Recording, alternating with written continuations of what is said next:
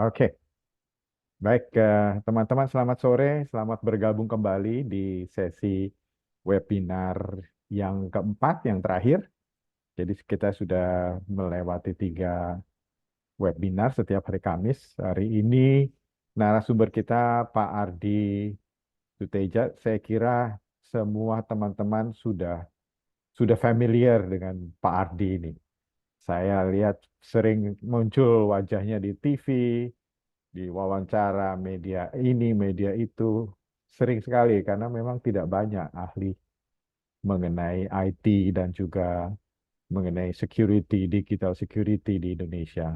Kita beruntung Pak Adi pas bisa hari ini akan berbagi dengan kita mengenai apa sih eh, resiko dan semua yang berkaitan dengan digital saat ini, terutama terkait dengan artificial intelligence yang akan semakin sulit kita mendeteksi informasi ini benar atau salah.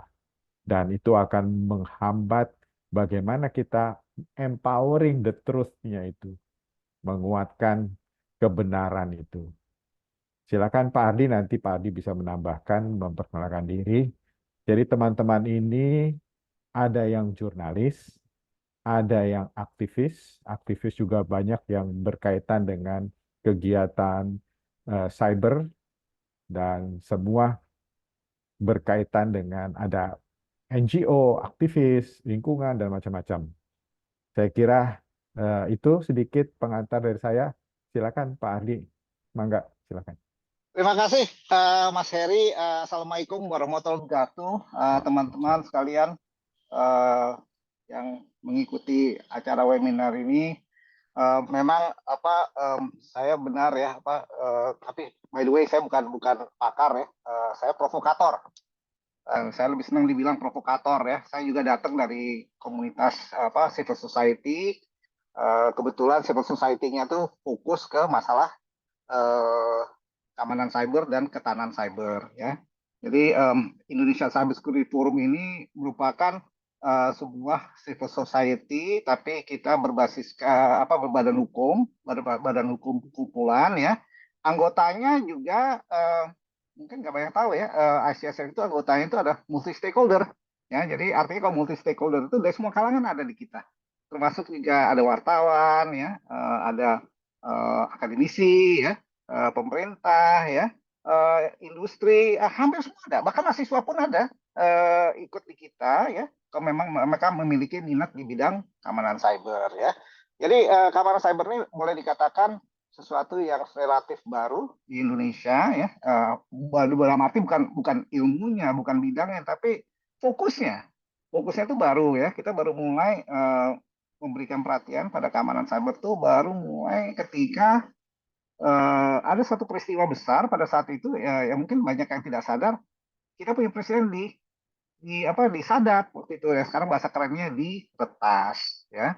Jadi itu yang memicu kita memberikan perhatian lebih besar kepada masalah keamanan cyber ini ya, karena itu juga peristiwa di mana presiden di retas itu sebetulnya juga menjadi tabir pembuka betapa lemahnya pengamanan ya, pengamanan jaringan kita, jaringan TIK kita ya, bahkan sudah merembet kemana-mana, dan ketidaksiapan regulator, aparat penegak hukum kita di dalam menghadapi isu-isu terkait dengan masalah cyber. Karena eh, jujur ya, kita ini sekarang berlomba dengan waktu yang sangat pesat ya, teknologi berubah dalam hitungan detik, sementara kemampuan kita untuk mengikuti teknologi ini memang sangat terbatas, apalagi regulasinya semua juga tahu ya, selalu tertinggal dengan pesatnya teknologi, perkembangan teknologi, sehingga kita boleh dikatakan harus berlomba-lomba ya, istilahnya kayak apa namanya, orang harus jadi kayak Formula 1 gitu ya. Kita berlomba untuk mengejar ketertinggalan. Nah, sementara kita sembari lagi mengejar ketertinggalan, ternyata sudah mulai banyak teknologi-teknologi baru yang masuk ya. Jadi ini juga menambah semacam kekisruhan ya, hal-hal yang harus kita pelajari dalam waktu yang singkat ya. Mengingat juga kita sebagai manusia juga punya keterbatasan, ya saya sendiri juga udah merasakan, saya nggak mungkin bisa mengikuti gaya-gaya anak muda sekarang ya, yang sudah lebih lebih canggih dari kita kita gitu. Jadi ini juga menambah hal-hal yang apa namanya kita harus pelajari dalam waktu singkat. Sementara ya teknologi berubah pesat ya, apa dan aduh udah nggak bisa kebayang lagi dan apalagi yang akan muncul. Nah tadi juga Mas Haris masih singgung masalah AI ya. Tadi saya kebetulan baru kembali ini dari ada rapat tadi di apa di dengan salah satu lembaga pemerintah pagi tadi juga bahas tentang AI. Jadi di tatanan pemerintah sendiri masih agak sedikit jauh ya pemahamannya terkait dengan teknologi. Bahkan tadi saya juga sempat singgung kenapa sih kok kesannya kayak kita lembaga pemerintah regulator kok kesannya kayak jualan gitu, jualan sesuatu yang mereka sebetulnya belum meyakini bahwa itu sesuatu yang mereka patut ikut dorong. Nah ini juga menjadi persoalan, menambah persoalan buat kita kita. Nah untuk itu saya ingin coba ya berbagi dengan teman-teman pada kesempatan sore ini untuk bicara sesuatu mungkin dalam beberapa bulan terakhir ini menjadi tanda tanya ya. Mungkin saya sedikit membuka tabir deh, apa yang sebenarnya terjadi dalam beberapa bulan terakhir ini ya. Memang saya akan angkat dari sisi teknologi yang dikenal dengan AI atau artificial intelligence atau bahasa Indonesia kecerdasan buatan. Nah ini yang juga banyak faktor yang ketidaktahuan kita yang kita perlu juga menyadari ya bahwa tidak semua teknologi itu boleh dikatakan cocok untuk kita pergunakan. Kedua juga hampir semua teknologi yang kita pergunakan saat ini itu sebetulnya kita tidak memahami ya siapa yang mengembangkan teknologinya, dibuat di mana ya, terus isinya apa, terus di balik teknologi itu ada apa kita nggak tahu. Kenapa?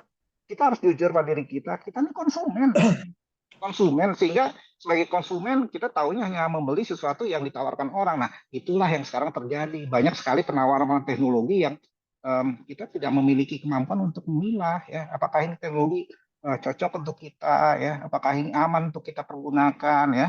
Nah, sekarang kalau kita tanya, semua mengatakan aman. Itu kan kata dia. Amannya kata dia. Sekarang siapa yang berani menjamin? Saya baru tadi juga negur ya, ada adik-adik saya di kementerian lembaga yang mengatakan jamin. Saya bilang, kalau kalian udah menjamin, dasar penjaminannya apa? Kalau kita di bank ya, di industri keuangan, menjamin itu ada apa? Ada kolateral ya, ada jaminan kan? Ya, ada bentuk jaminan fisik. Nah sekarang kalau teknologi kita cuma bilang jamin ini aman, jaminannya apa? Asuransi aja nggak mau kok memberikan jaminan seperti itu, apalagi kita cuman verbal ya nggak. Nah, ini nggak jadi persoalan tersendiri. Jadi kita jangan serta merta mempercayai semua yang dikatakan orang ya. Ini karena dampaknya bisa justru berbahaya bagi diri kita maupun lingkungan kita. Nah ini yang mungkin coba saya angkat pada kesempatan sore ini. Nah saya izin ya teman-teman, Bapak Ibu yang saya hormati, saya share screen. Silakan, silakan.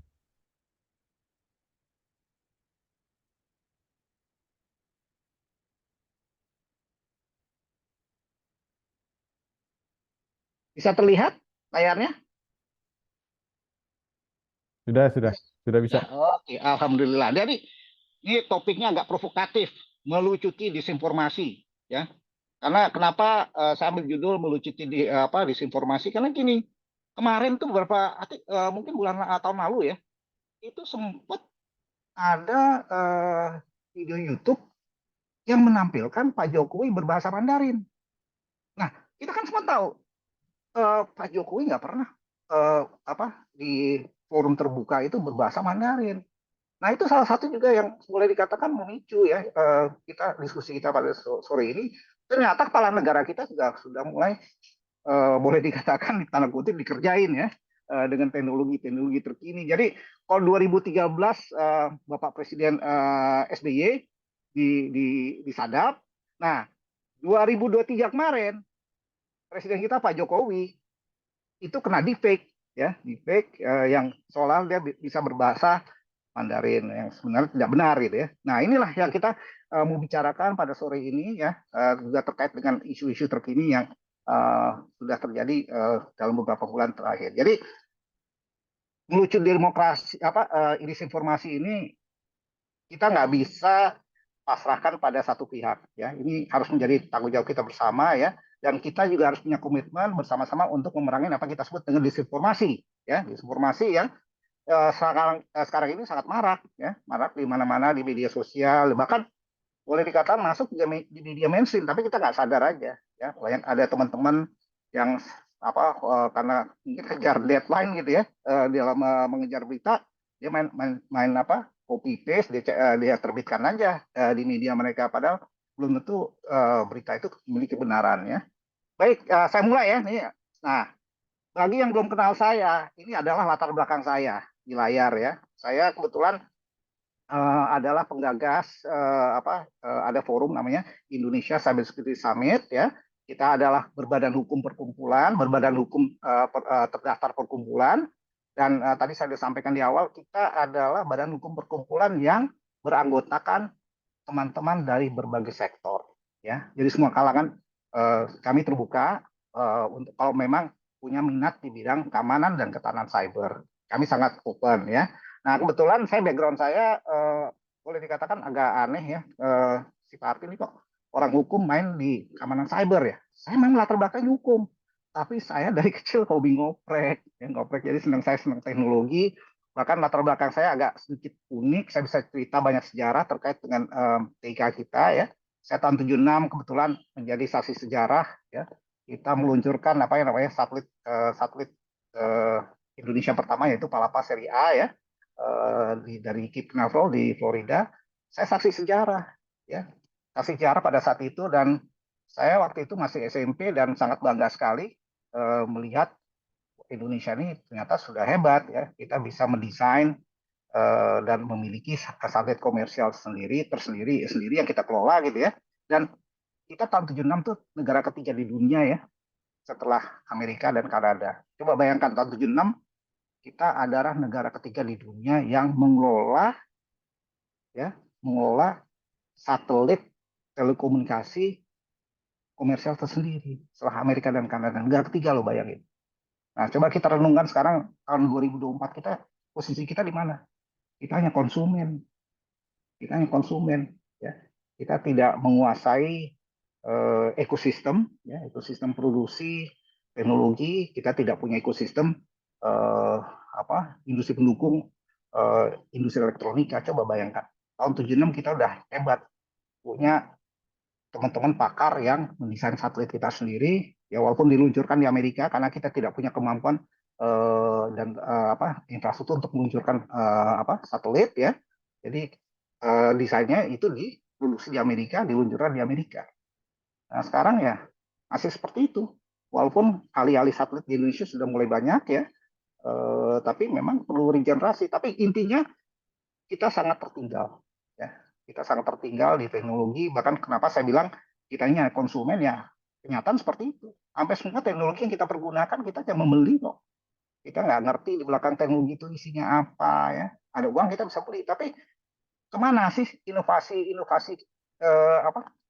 dan kreativitas bangsa kita ini kemana? Kok sampai dibiarkan sekian tahun kok kita hanya jadi konsumen? Nah, ini jadi pertanyaan yang mungkin perlu kita renungkan sama-sama. Jadi ini latar belakang saya. Saya banyak bergerak di berbagai sektor. Saya juga aktif di industri fintech ya.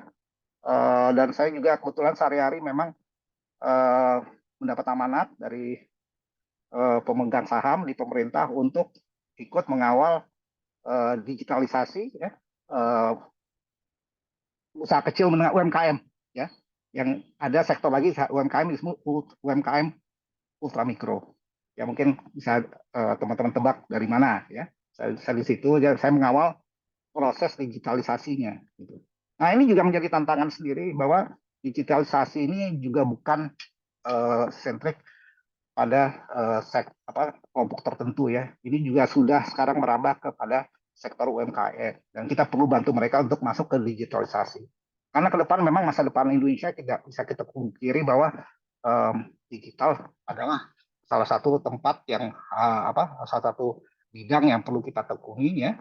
Dan ternyata memang perputaran bisnis digital untuk sektor UMKM juga sudah mencapai angka yang sangat besar ya, sehingga kita perlu juga nggak bisa kita tinggalkan ya, nggak bisa kita mundur ke belakang, tapi kita harus maju ya, maju dengan kreativitas, inovasi yang baru-baru terkait dengan teknologi, dan bagaimana memanfaatkan dan bagaimana kita membuat teknologi itu secara bijak ya, aman dan nyaman ya. Jadi itu latar belakang saya. Nah, berikutnya kenapa sih kita siang sore ya menjelang buka ini kenapa kita ngumpul hari ini? Kenapa kita harus ngobrol ya terkait dengan teknologi dan artificial intelligence atau kecerdasan buatan? Tidak lain kita harus membangun kemampuan kita untuk menjadi peka, ya peka.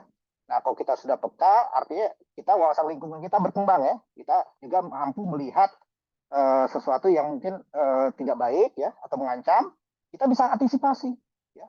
Antisipasi bagaimana menghindar dari potensi risiko atau bahaya akan mengintai kita, sehingga dengan berbekal kemampuan yang kita bangun dan kita miliki, kita tentunya bisa melakukan pencegahan. Jadi itu kenapa kita harus ngumpul. Nah, kebetulan topiknya hari ini adalah teknologi kecerdasan buatan kaitannya dengan disinformasi. Ya. Jadi kalau kita bicara topik yang sangat menarik, ya, yang saya bilang jadi isu dalam beberapa bulan belakangan ini terkait dengan disinformasi. Ya. Disinformasi ini sebetulnya bukan ilmu baru, bukan hal baru, tapi kenapa ini menjadi topik? Karena dia sudah menggunakan teknologi untuk mengelabui, ya, menipu kita, membohongi kita, tapi kita nggak sadar bahwa kita sebetulnya sedang dalam proses diperdayai, ya, perdayai dengan konten-konten yang belum tentu kebenaran teruji, ya. Seringkali kita menerima sesuatu informasi atau berita, masyarakat sampai sebagian besar tidak melakukan verifikasi, ya. Kalau di media itu ada namanya checking ya, checking kebenaran terkait dengan berita, ya terima aja gitu. Dan mereka yakini itu adalah berita yang benar. Nah, padahal belum tentu semua berita yang mereka baca, apalagi beredar di media sosial ya, media sosial, terus platform-platform seperti IG dan sebagainya tuh kebenaran belum tentu benar. Karena apa? Itu sudah masuk ke kanal-kanal platform media sosial yang dilakukan oleh pihak lain. Jadi bukan dari penulis atau kantor berita atau lembaga penyiaran yang resmi. Jadi sudah udah pihak lain yang istilahnya ya kreativitas ya, berita ditambah-tambah ada narasi segala macam. Jadi makin gak karuan. Saya pernah kemarin sebulan ini juga saya menjadi korban ya. Ada rekaman saya dengan salah satu media mainstream kita, tapi narasinya saya dibilang katanya saya ahli IT dari Singapura ya. Saya dengan kolega saya Mas Alphonse ya, dibilang kita ahli dari Singapura, saya dari Hong Kong nih. Tampaknya nggak kayak orang Singapura ya, logatnya nggak bukan logat Singapura. Nah ini saya juga udah jadi korban.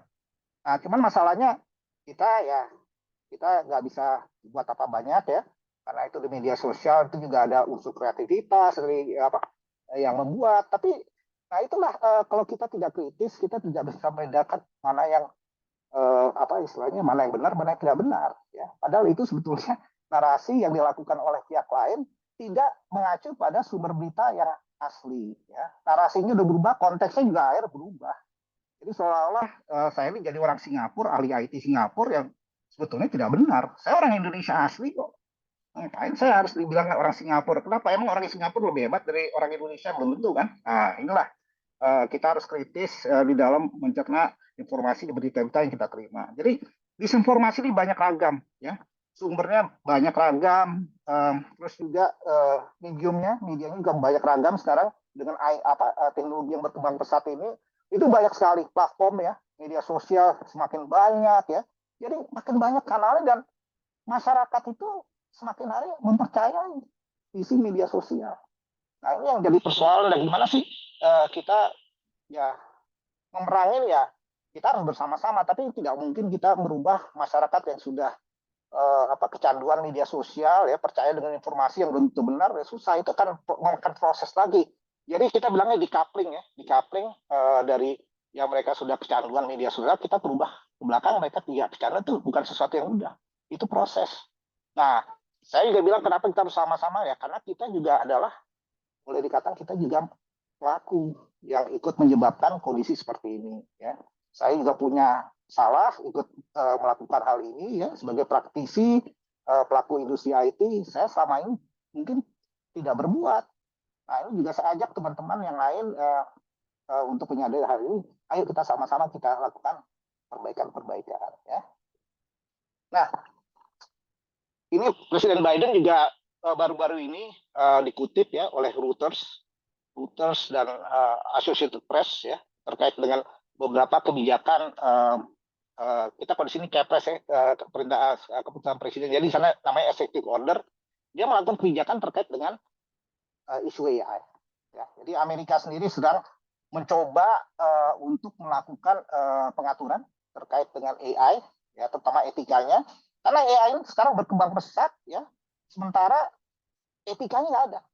Semua orang bilang dia mengembangkan artificial intelligence. Karena kalau kita tahu, memang banyak bidang AI itu. Tapi yang jadi persoalan, semua mengembangkan ya berdasarkan pemahaman masing-masing.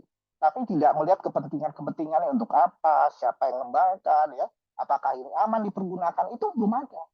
Sehingga yang namanya AI itu masih merupakan suatu teknologi TIK ya, teknologi informasi dan komunikasi yang masih berkembang dan sebetulnya belum mature ya. Dan saya juga katakan pada teman-teman, AI yang asli, teknologi yang asli itu tidak murah. Ya, tidak murah dan sangat mahal ya. Nah, sekarang lantas AI yang sekarang beredar di platform-platform App Store ya yang kita unduh, itu AI-nya siapa? Dari mana? Isinya apa? Kita yakin itu aman? Nah, ini pertanyaan 1 miliar nih ya. Saya bisa jawab, saya nggak tahu, tapi saya mengatakan dan melihat AI itu belum mature ya sebagai produk yang bisa kita konsumsi sebagai barang konsumen. Karena variannya banyak, yang ngembangkan juga banyak. Nah, keamanan kita nggak ada yang berani bisa jamin bahwa AI yang sekarang ditawarkan itu benar-benar aman, bener nggak? Ya, namanya juga orang jualan ya, malah masa dia akan bilang produk dia nggak aman ya. Nah, ketemu saya bilang nggak aman, berantem kita. Karena saya datang dari disiplin manajemen risiko ya.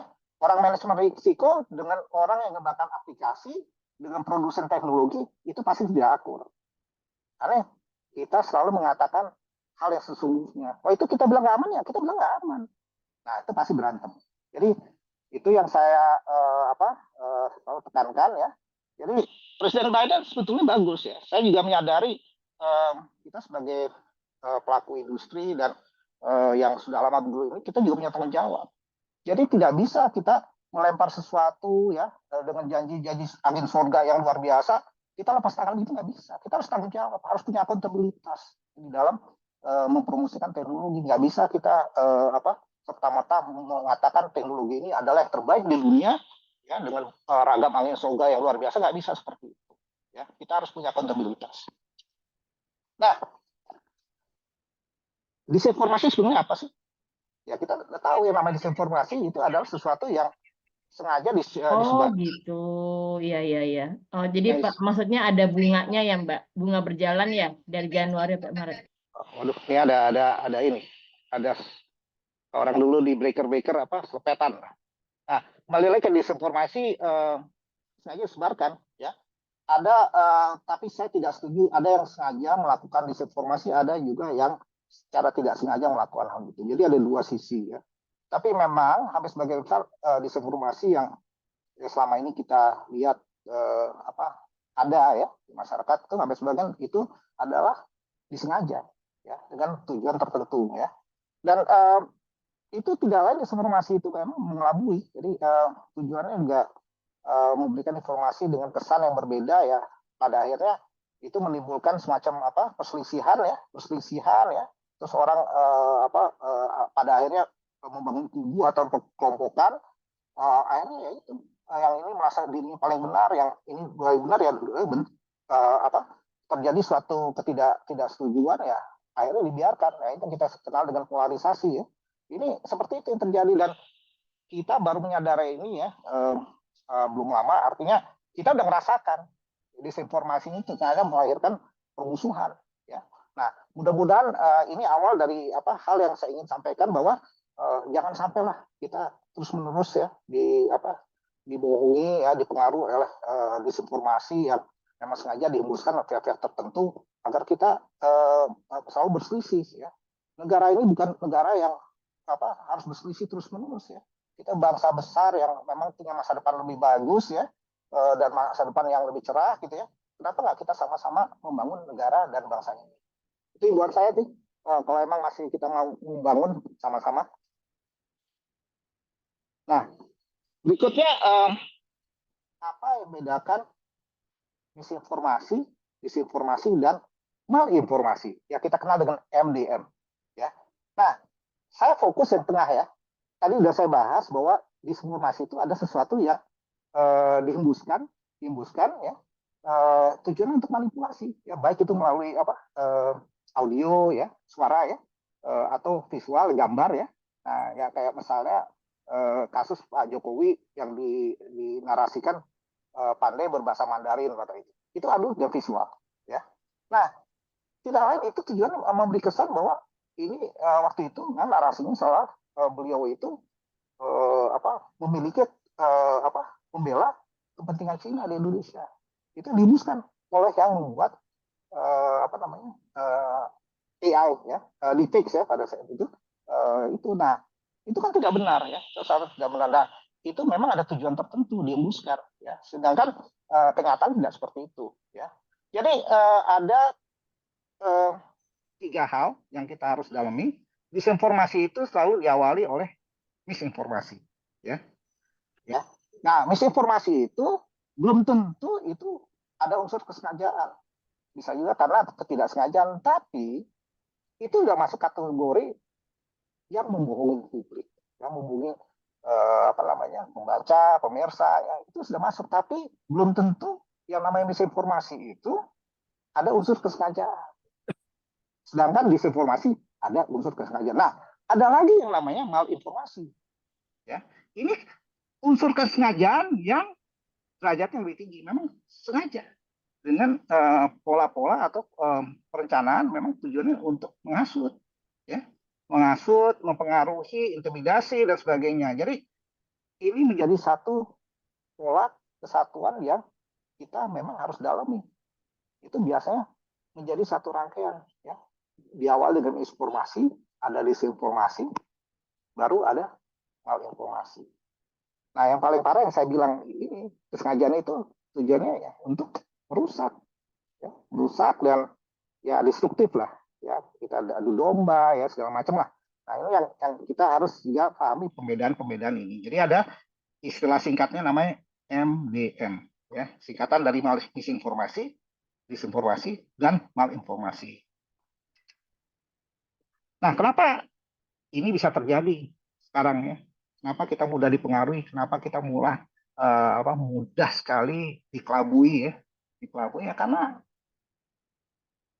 kondisi kita ya, lingkungan kita yang sekarang kita ini sudah sangat tergantung, bahkan ketergantungan sudah sangat amat sangat ya terhadap apa yang namanya gadget ya. Kita kok kayak tadi saya juga jujur ya, tadi saya sempat nggak sengaja HP saya tertinggal ya, HP yang warna merah lagi, yang boleh dikatakan itu telepon penting gitu ya. Saya baru ingat sampai tengah jalan, wah ketinggalan. Padahal itulah nomor penting yang biasanya saya dihubungin oleh orang tertentu. Nah, tengah jalan saya panik ya. Nah artinya kalau coba bayangkan kalau itu HP hilang gitu ya. Nah, jadi masalah kan? Ya, saya sudah sangat tergantungan dengan HP, ya, fungsi HP-nya, bahkan informasi saya bergantung pada HP yang merah itu. Karena sumber informasi saya terkait dengan berbagai hal itu ada di situ. Ya. Nah, itu baru satu contoh. Contoh lain sekarang, ada orang yang memang tingkat dependensi terhadap HP itu sangat tinggi untuk dia melakukan kegiatan bisnis dia ya, e-commerce dan segala macam. Hampir sebagian besar masyarakat kita yang memang bergiat di e-commerce menggunakan medium HP. Ya. Jadi kalau itu misalnya terganggu saja, itu masalah terganggu jaringan internetnya lemot gitu ya, apa lambat ya, udah mereka berubah ya, udah panik ya segala macam. Jadi di situ kita bisa lihat tingkat dependensi atau tergantung sangat tinggi. Jadi tanpa HP kita nggak bisa berfungsi ya, dan itu udah potret keseharian kita sebagai masyarakat ya, masyarakat yang memang hidup di dalam era teknologi dan era digital. Nah ini juga sekaligus ketika ketergantungan ini menjadi salah satu titik lemah ya. kita saking derasnya informasi yang masuk ke dalam HP kita, mengalir di HP kita, sehingga tidak membuat kita kesulitan untuk memilah ya, informasi yang kita terima itu benar nggak sih isinya ya, dan kita juga tidak punya mekanisme bagaimana memverifikasi informasi yang kita terima. Nah ini juga menjadi satu titik lemah buat kita. Nah, kita juga harus sadari, jadi tingkat ketergantungan kita pada device ya, personal device, teknologi ini sangat besar, tapi kita juga lupa bahwa belum tentu yang masuk di dalam perangkat atau teknologi yang kita miliki itu memiliki kebenaran. Kita lupa bahwa itu seharusnya melekat pada diri kita ya, bahkan mungkin ya dulu kita dari rumah ya diajarin oleh orang tua kita, kalau diajarin kalau jangan kita berbicara dengan orang asing tidak dikenal ya. Sama juga informasi yang kita terima itu siapa yang ngirim, dari mana sumbernya, dari mana, kita nggak pernah bertanya. Kita baca, kita meyakini, dikirim lagi teman, kita meyakini kebenarannya, padahal belum tentu. Nah inilah salah satu kenapa kita mudah sekali dikelabui ya, kerentanan akibat ketergantungan inilah yang menjadi sumber masalah yang kita hadapi ya. Dan ini juga membuka tabir sedikit kenapa kita bertanya-tanya dalam beberapa bulan ini kok Indonesia bisa seperti ini gitu ya. Nah, jadi saya sering tanya, jadi siapa nih yang menjadi aktor ya, aktor intelektualnya itu siapa daripada disinformasi atau MDM ya? Itu banyak pihak ya. Kita nggak bisa pungkiri bahwa kita semua adalah aktor ya. Kita terima berita, kita nggak ngecek, kita forward ke teman, kita ada pelaku. Kita menyebarkan berita yang belum tentu memiliki kebenaran. Jadi, nah, yang justru yang memiliki menjadi aktor intelektual itu yang harus kita lihat, harus kita cari siapa. Kita cuman pelaku pelengkap penyebaran berita bohong. Ya, karena kita memviralisasi berita yang kita terima tanpa kita mau cek. Nah, itulah potret keseharian masyarakat kita. Terima sesuatu, dia tidak baca, tidak kritis, dia forward ke teman-teman, temannya forward lagi, temannya forward ya, terus jadi siklusnya seperti itu, ya.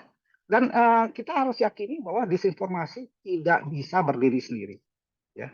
Harus ada beberapa unsur yang mendukung, ya. Ya, dan ini tidak bisa yang namanya disinformasi itu karena iseng, pasti ada tujuan, harus ada dana, ya,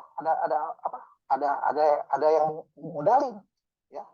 Dan ini bisa siapa aja, bisa pejabat, bisa pelaku industri ya, karena persaingan dagang, macam-macam. Ada unsur politik ya, ada bahkan juga yang memang negara asing gitu ya, kita bilang state actor gitu, juga punya kepentingan. Bagaimana sekarang menguasai negara tanpa peperangan, tanpa senjata bisa menguasai, yaitu dengan mempengaruhi, mengelabui masyarakatnya dengan berita-berita yang belum tentu benar. Nah, ini kita harus waspada mulai sekarang. Karena yang jelas, kalau kita bertikai ya, berseberangan, konflik terus-menerus, pasti ada yang diuntungkan. Yang jelas bukan kita. Kalau masyarakat tuh berkonflik terus, ya ribut, yang diuntungkan bukan kita, tapi orang lain. Nah, ini yang juga jadi masalah yang harus kita sadari ya. Nggak ada untungnya kita berselisih, konflik ya, semua beda keyakinan segala macam, itu nggak ada untungnya ya. Tapi kita harus kritis dan sadar kalau apa yang sekarang kita yakini itu tidak benar, itu tidak benar. Tapi kalau kita tidak punya mekanisme filter ya atau menyaring, nah ini agak repot. Nah, ada juga kemungkinan ya, keyakinan kita sesuatu yang tidak benar itu menjadi kita bilang hardcore ya, jadi kerak ya di otak kita, susah dirubah. Nah, udah kayak gitu nggak repot ya, tidak ada obat mujarab ya, dikasih panadol juga tidak akan mempan, karena ini ada sesuatu proses pembentukan karakter, olah pikir ya, dan kejiwaan yang sudah terbentuk sekian lama, dan itu biasanya sudah ada unsur awal yang memang memungkinkan dilakukan itu secara kognitif. Jadi kita bicara banyak hal ya terkait dengan psikologi di sini. Jadi tidak semua tidak bisa berdiri sendiri. Nah, tadi saya sempat singgung disinformasi itu pasti merugikan. Kalau kita bicara politik pasti ada yang senang, ada yang tidak senang. Ya.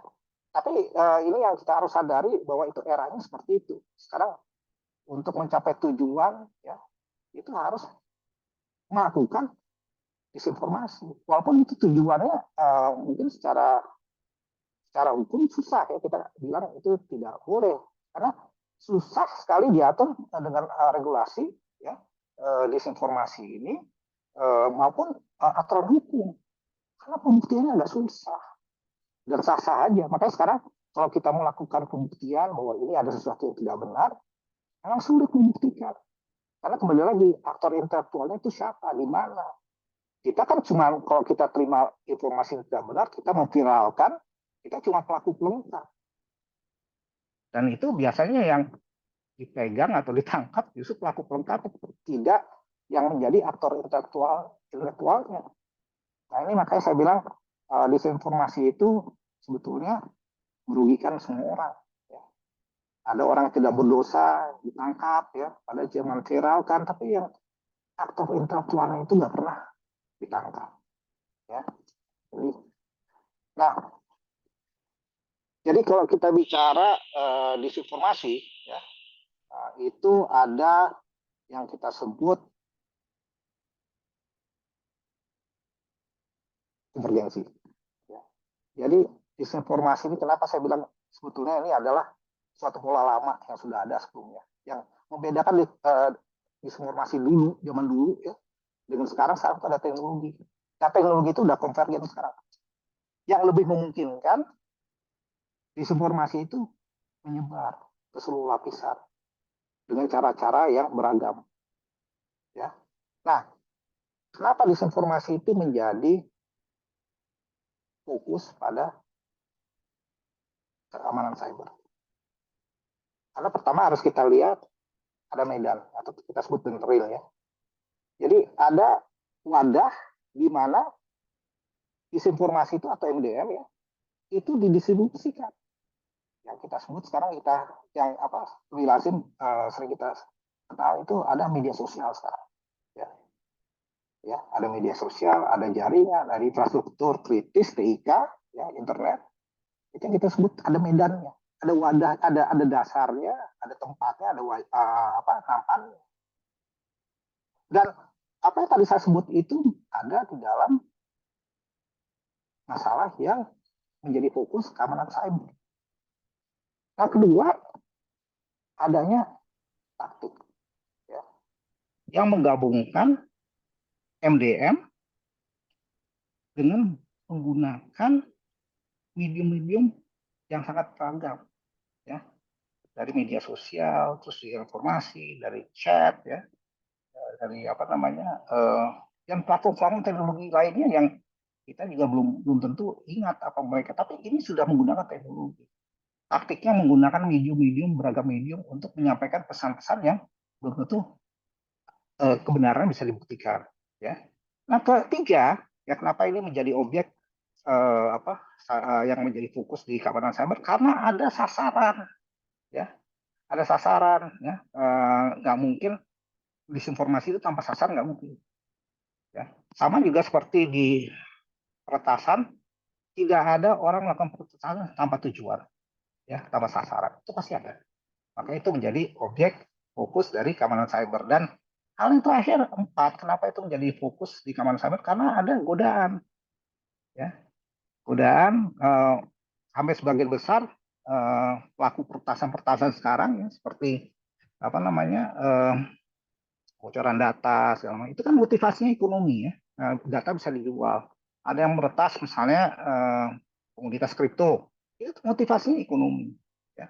Nah ini juga menjadi fokus di keamanan cyber. Ya. Jadi keliru kalau dibilang disinformasi ya itu berbeda dengan keamanan cyber. Keamanan cyber itu payungnya. Ya. Salah satu jadi objek pengawasan di dalam keamanan cyber itu adalah disinformasi.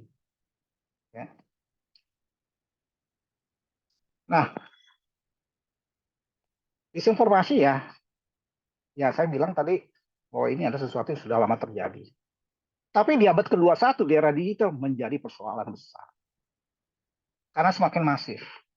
Ya. orang melakukan bukan hanya mengadu domba, tapi juga ini adalah cara-cara mereka untuk mengelabui ya, menipu ya, dan mempengaruhi akal sehat orang.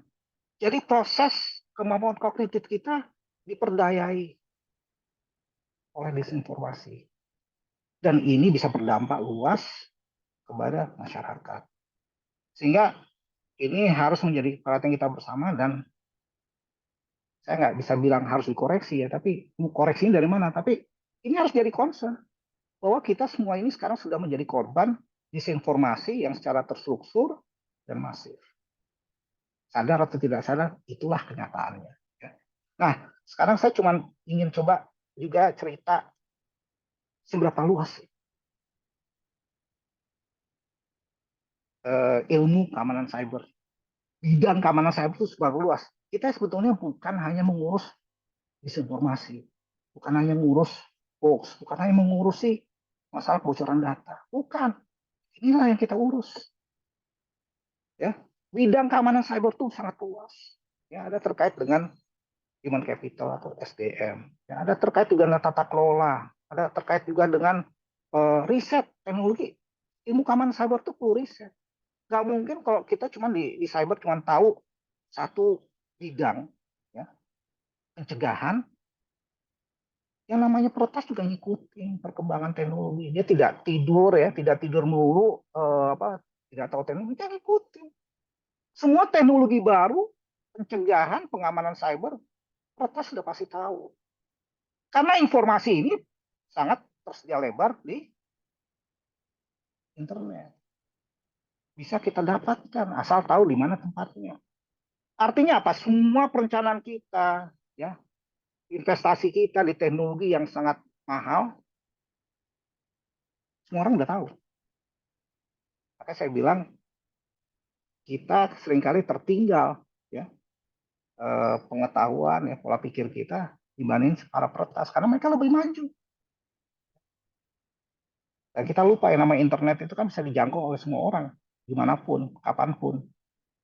Sehingga informasi yang terkait dengan teknologi mereka juga memiliki akses yang sama seperti kita, ya. Terus juga di cyber itu juga ada ilmu intelijen, ya, keamanan cyber itu ada ilmu intelijen. Itu terkait juga dengan bagaimana kita mengetahui pelaku-pelaku peretasan, ya, kejahatan itu dari mana, mereka ada di mana, siapa mereka, itu ada. Dan juga ilmu keamanan cyber juga berlaku untuk pertahanan negara. Ya. Sekarang mungkin sudah pada dengar ya, kita ada rencana, Indonesia ada rencana untuk membangun kekuatan baru di bidang cyber. Mungkin lebih sering mendengar namanya mungkin cyber army ya. Kalau di Amerika sekarang lagi getol menamakan cyber force ya, kekuatan cyber ya. Jadi sekarang hampir semua negara ingin membangun kekuatan di bidang keamanan cyber ya. Tapi kembali lagi kendalanya banyak ya, terutama di SDM. Ya. Sekarang ini banyak sekali orang jualan macam-macam cyber, tapi banyak yang tidak bertanya jam terbangnya ada nggak? Makanya saya sering bilang sekarang yang kita hadapi bukan hanya disinformasi ya, orang sales orang jualan teknologi macam-macam lah. Tapi tidak menjualnya itu tidak menyadari bahwa yang dia jual itu belum tentu benar ya. Mereka juga mungkin korban disinformasi ya, tapi karena mereka ingin mendapatkan keuntungan ya dia jual aja. Tapi juga masalah ini adalah juga terkait dengan masalah tanggung jawab akuntabilitas. Mereka menjual seharusnya punya akuntabilitas. Kalau tidak punya akuntabilitas ya tentunya ya kita hanya dianggap sebagai objek. Ya. Jadi di industri pertahanan ini juga seperti itu. Ya sama ya. Ada orang menjual, menawarkan, tapi bagaimana mekanisme kita memverifikasi bahwa yang mereka jual itu benar-benar aman untuk dipergunakan. Sulit kan? Kalau dia bilang aman katanya dia, tapi jaminannya apa? Nah, itulah kembali lagi pertanyaan yang saya bilang pertanyaan 1 miliar ya. Terus juga industri cyber juga harus membangun kemampuan untuk kita menyerang. Nah ini juga yang kita sebetulnya masih jauh sekali tertinggal ya, kemampuan kita di bidang offense ya, penyerangan itu masih sangat terbatas. Karena makanya terkait dengan masalah SDM, jam terbang, terus juga pengalaman kita di dalam berhadapan dengan kondisi real konflik. konflik cyber, apalagi insiden cyber, ya. Dan di Indonesia ini kita terus saja masih kekurangan SDM. Memang katanya orang banyak ahli SDM, ya. Tapi kembali lagi masalahnya jam terbangnya ada nggak? Ya, saya selalu bilang sama tim apa human capital saya, ijazah boleh banyak, sertifikasi boleh banyak, tapi jam terbangnya gimana? Dan yang terakhir, yang paling penting, karakternya bisa kita pertanggungjawabkan nggak? Ini orang bisa saya percaya nggak? Punya punya punya trustworthiness nggak nih orang? Percaya apa? Bisa dipercaya nggak? Nah, kalau jam terbang sama trustworthiness nggak ada, kita ada masalah. Nah, ini juga menjadi tantangan tersendiri buat industri ya, teman-teman yang memerlukan tenaga-tenaga ahli memang tidak banyak. Sangat sedikit kita memiliki mereka-mereka yang punya keahlian, dan juga di dalam memahami konstelasi ancaman cyber itu juga seringkali tidak melihat karena tidak punya pengalaman, jam terbangnya minim ya, dia tidak bisa melakukan perencanaan maupun eksekusi dari perencanaan itu dengan baik. Sudah banyak contoh ya, beberapa kali insiden yang kita sudah baca di koran-koran, teknologi pengamanannya boleh canggih, investasinya terhadap teknologi boleh angkanya fantastis, tapi kembali lagi tidak ada siapapun dimanapun kalau udah namanya serangan cyber itu pasti memiliki kesiapan, ya. Kesiapsiagaan itu nggak ada, dan itu bukan Indonesia saja, hampir seluruh dunia seperti itu. Makanya saya bilang kalau Amerika saya sudah sering diserang, sering jebol, ya, sering mengalami masalah keamanan cyber, lantas Indonesia bisa apa? Ini harus jadi renungan kita semua, ya. Nah, bentuk serangan juga macam-macam bentuk serangannya ya. Kita udah sering dengar ada apa istilah-istilah ini, ada malware, ada phishing, ya, ransomware. Nah, ada ransomware juga momok. Sekarang lagi di seluruh dunia ransomware itu lagi boleh dikatakan lagi luar biasa. Gila-gilaan ini luar biasa, dan semakin hari semakin sulit kita mengatasi apa yang namanya ransomware. Bahkan di dalam beberapa insiden terakhir itu mereka sudah punya mekanisme kayak bom ya, uh, mereka udah punya mekanisme namanya fail safe. Jadi fail safe itu jika bom itu misalnya diutak-atik gitu ya, diutak-atik mau di disarm atau dimatikan, itu yang menciptakan bom itu sudah punya mekanisme uh, fail safe. Fail safe itu jadi kalau ada yang mau atik ya itu ada cadangannya ya, kalau diutak-atik dia akan meledak. Nah, sama juga di ransomware sekarang sudah ada mereka kelompok-kelompok yang melakukan hal itu ya. Dan ini kalau di cyber itu bisa sistem dikunci, kita nggak bisa akses ya. Kita coba-coba utak-atik itu bisa menghapus data. Walaupun data itu ada di backup atau di cloud. Ya. Nah, ini gimana ceritanya? Karena kita nggak tahu mereka sudah kirim malware kemana-mana ya, dan itu bisa berkomunikasi malware dengan malware lain yang dikirimkan kelompok-kelompok pertas ini. Maka saya bilang banyak misteri terkait dengan pertasan ini yang kita belum tentu paham. Ya, maka saya bilang kita cuma diajar melihat sesuatu yang bisa kita lihat dengan mata. Bagaimana nggak bisa bagaimana dengan hal yang kita tidak bisa lihat. Nah, ini juga menjadi sesuatu yang perlu kita dalami ya. Nah, ini juga persoalan yang kita harus kita dalami ya. Bagaimana sih sebetulnya proses bekerjanya dengan keamanan cyber? Ya. Yang jelas kita di sini banyak ya teknologi, perangkat, ya, device yang harus kita awasi ya, dari jaringan besar ya, terus juga pelakunya, operatornya, ya, segala sesuatunya juga sampai hal perintil-perintil itu apa namanya, yang kecil-kecil tuh USB ya, flash disk itu juga termasuk harus kita awasi karena tidak bisa sembarangan karyawan ya itu mencolok USB di sembarang komputer di kantor ya, karena kita tidak tahu itu USB dari mana, dia beli di mana, ya, dan kalau itu dia bawa dari luar dipasang di komputer di kantor udah kita nggak sadar itu juga telah menginfeksi ya, infeksi atau menginfeksi sistem jaringan di kantor. Itu awalnya. ketelodoran, ketidakwaspadaan itu adalah awal dari masalah yang biasanya timbul di lembaga atau di kantor kita ya. Nah dari situ kalau kita paham apa yang harus kita awasi ya, kita perlu yang namanya kerangka kerja yang disebut dengan framework ya, cyber security. Nah, itu ada. Jadi memang keamanan cyber itu tadi saya bilang sebagai ilmu pengetahuan ya, sains ya. Ya sains yang sangat berkembang ya, tidak statis dan juga memerlukan pemahaman tentang manajemen. Manajemen itu ya ada kerangka kerjanya. Ya, ada kebijakan, tata kelola ya, terus juga ada kepatuhan. Nah, ini yang kita sebut dalam rangkaian satu rangkaian yang kita sebut dengan kerangka kerja keamanan cyber. Jadi kita nggak bisa bilang, oh saya udah punya teknologi keamanan, saya udah invest. Tapi teknologi ya, teknologi ini ada nggak kerangka kerjanya? Nah, kok tidak paham dengan kerangka kerjanya ya? Teknologi ya nggak ada gunanya. Ya, karena teknologi itu pertama ada arsitektur. Ya. Nah, arsitektur itu ada tata kelolanya. Ya. Dan teknologi itu ada masa pakainya. Nah, itu yang diatur di kerangka kerja keamanan cyber. Ya. Nah, kalau kita dua ini tidak paham ya, kita ada masalah besar. Ya. Jadi ini juga perlu kita pahami.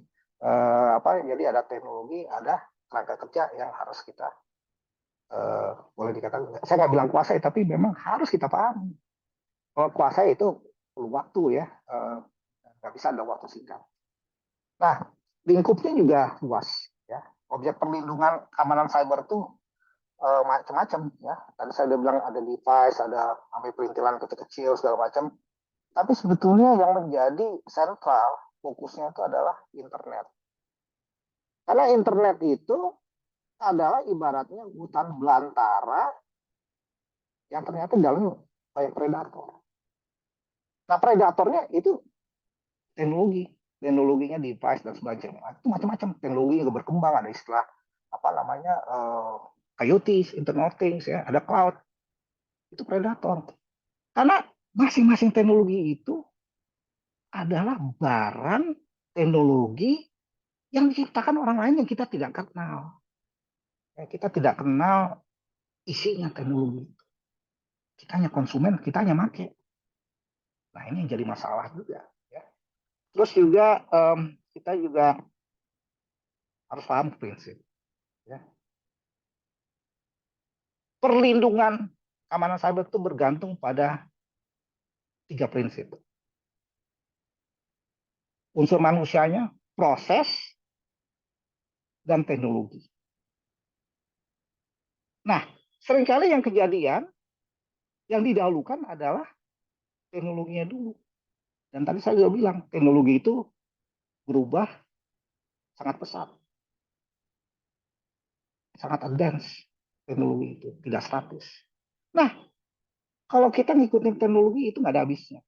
Tapi yang paling penting, untuk mengimbangi perkembangan teknologi ini, kita harus menyiapkan komponen kuncinya, yaitu SDM. Teknologi tanpa SDM nggak ada gunanya.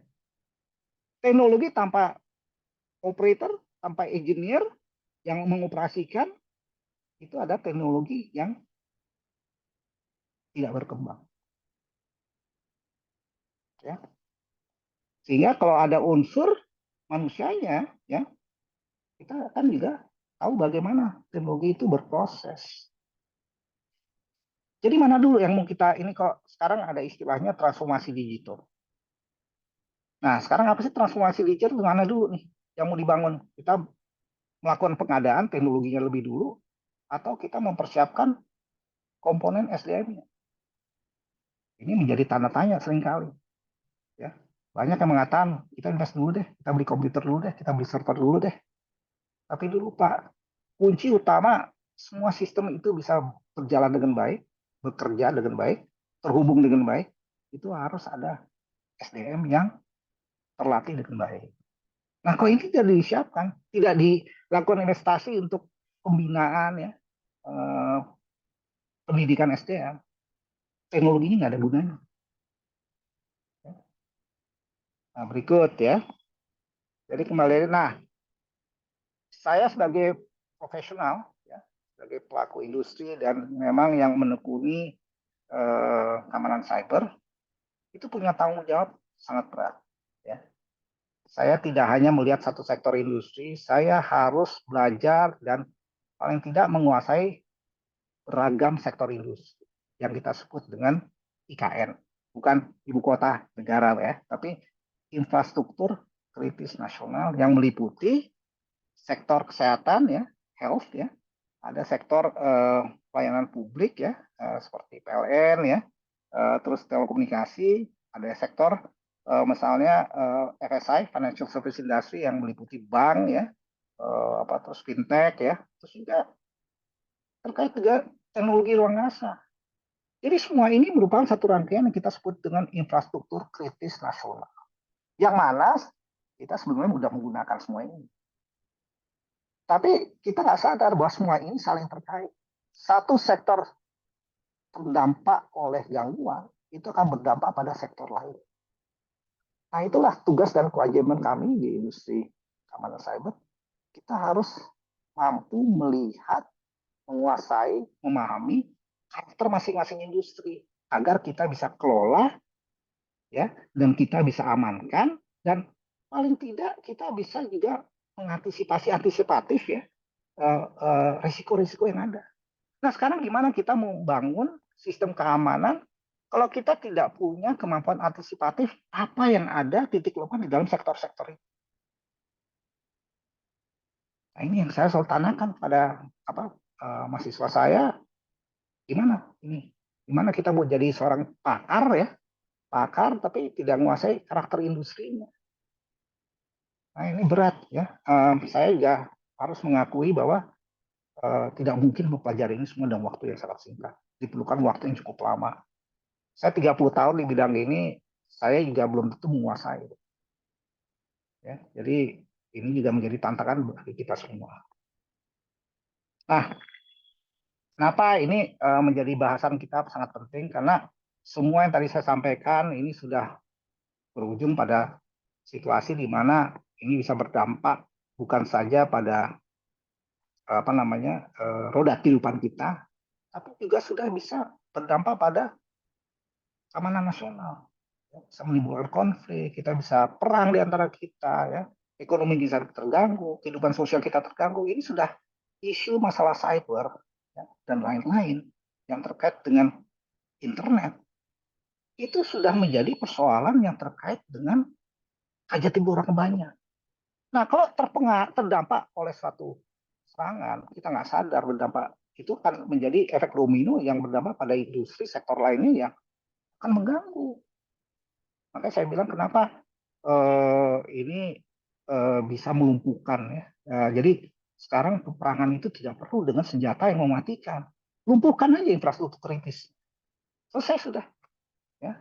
Dan itu sudah terjadi di beberapa konflik antara lain yang terjadi dengan gimana di perang antara Rusia dan Ukraina ya, Crimea ya waktu itu. Tiba-tiba Crimea sudah dikuasai Rusia tanpa adanya pertumpahan darah. Yang dilumpuhkan infrastruktur kritisnya, telekomunikasinya, listriknya, ya, yang akhirnya membutakan kemampuan indera mereka ya kayak radarnya dan sebagainya. Itu lumpuh, nggak bisa lihat tiba-tiba pasukan Rusia sudah ada di dalam Crimea. Nah ini juga harus menjadi perhatian kita semua. Nah, samping itu juga ada kompleksitas, ya. Yang saya bilang di EKN itu infrastruktur kritis nasional, 75% itu tidak ada di pemerintah. Itu dikuasai 75% oleh swasta. Dan ini melahirkan kompleksitas tersendiri. Karena mereka punya tata kelola, ya, standar tata kelola yang belum tentu sama, beragam. Dan ini juga menimbulkan persoalan, tantangan tersendiri bagaimana kita bisa saling memahami, ya. Kalau ada apa-apa kita bisa saling bantu, bagaimana kita kolaborasi, dan banyak ragam tanda tanya lainnya yang belum tentu bisa diselesaikan dalam waktu yang pendek. Ya. Jadi ini juga menambah keribetan.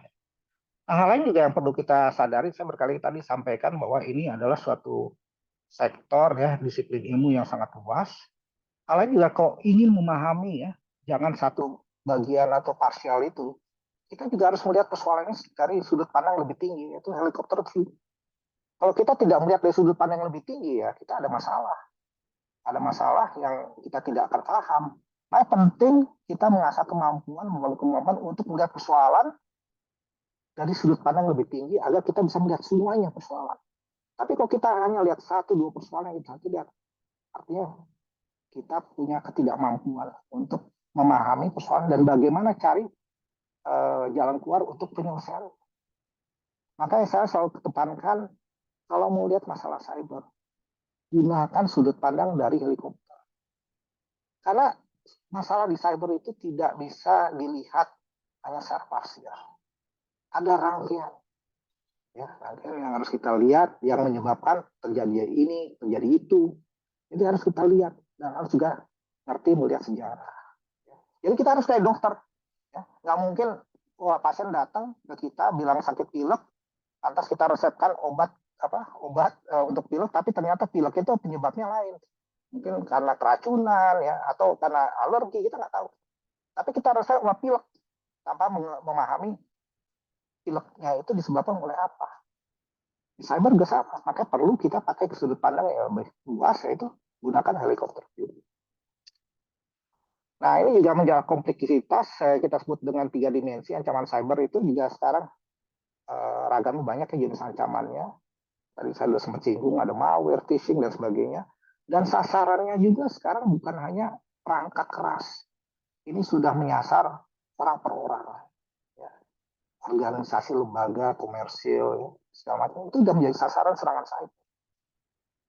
Bahkan juga negara sudah menjadi, kalau kita lihat konflik antar negara, itu tadi saya ilustrasikan konflik di Rusia dan Ukraina dan Crimea itu sudah perang cyber yang menyasar negara. Ya. Itu juga dampak ancaman sudah kita bisa lihat bersama. Artinya kita jangan juga membohongi diri kita ya. Ancaman cyber itu dampaknya sangat dahsyat. Ya, bisa berdampak pada hajat hidup kita ya, kehidupan kita sehari-hari. Ya. Kalau sudah infrastruktur kritis itu lumpuh, kemana-mana. Kita listrik mati, perbankan kita tidak bisa beroperasi, kita nggak bisa narik duit dari ATM, ya, kita nggak bisa ngisi bahan bakar di SPBU, itu merentet. Akhirnya berdampak pada kehidupan kita. Roda kehidupan kita terhenti, entah sampai kapan. Ya, kalau kita lihat di berbagai konflik peperangan, ya itu menimbulkan ketidakmampuan, kesengsaraan buat kehidupan kita sehari-hari. Jadi ini gambaran besar kalau terjadi konflik cyber yang sangat besar. Ya. Namun ya itu, saya bilang kita pikir kita menguasai teknologi, kita bisa beli teknologi, sebenarnya bisa selesai. Sebenarnya keliru ya, karena semua teknologi ini bukan ilmu sulap ya, nggak bisa menyelesaikan semua persoalan. Kembali lagi, kuncinya itu kita harus mengasah kemampuan diri kita sebagai manusia. Bukan kita justru bergantung ya, membangun tingkat dependensi pada teknologi. Teknologi itu perlu ada peran manusianya. Tanpa peran manusianya tentunya nggak ada gunanya. Teknologi tidak akan berfungsi dengan baik. Ya. Jadi itu bagian awal dari ini ya, saya tekankan persoalan yang kita hadapi ya, di industri ya. Nah, kita juga sekarang masuk ke yang tadi saya sudah sebut berkali MDM ya. Jadi disinformasi dan malinformasi. Jadi gimana sih mengenal banyak orang banyak bicara teori ya, harus begini harus gitu, tapi sederhana aja sebenarnya, common sense ya, akal sehat aja. Kita mengenal namanya disinformasi ya, dengan apa yang sekarang ini disampaikan sebagai berita bohong. Sebetulnya nggak perlu teori-teori yang muluk-muluk lah ya. Akal sehat kita kedepankan. Kita baca sesuatu, kalau memang kita terlatih sebagai masyarakat yang kritis ya, tentunya apa yang kita baca, kita lihat, kita tonton ya, kita harus bertanya, benar nggak? Itu benar nggak apa yang disampaikan? Dari mana kita mengeceknya? Lewat apa? Ya. Kalau kita hanya telan begitu saja semua yang kita terima, kita lihat, ya, kita baca, ya itu akan berdampak secara kognitif dan akan mempengaruhi perilaku kita juga. Jadi kembali lagi, kita punya akal sehat nggak? untuk bisa kritis memilah apa yang kita lihat, kita baca, ya, dan kita tonton. Nah, kalau ternyata jawabannya tidak punya akal sehat, kita punya masalah besar sebagai bangsa.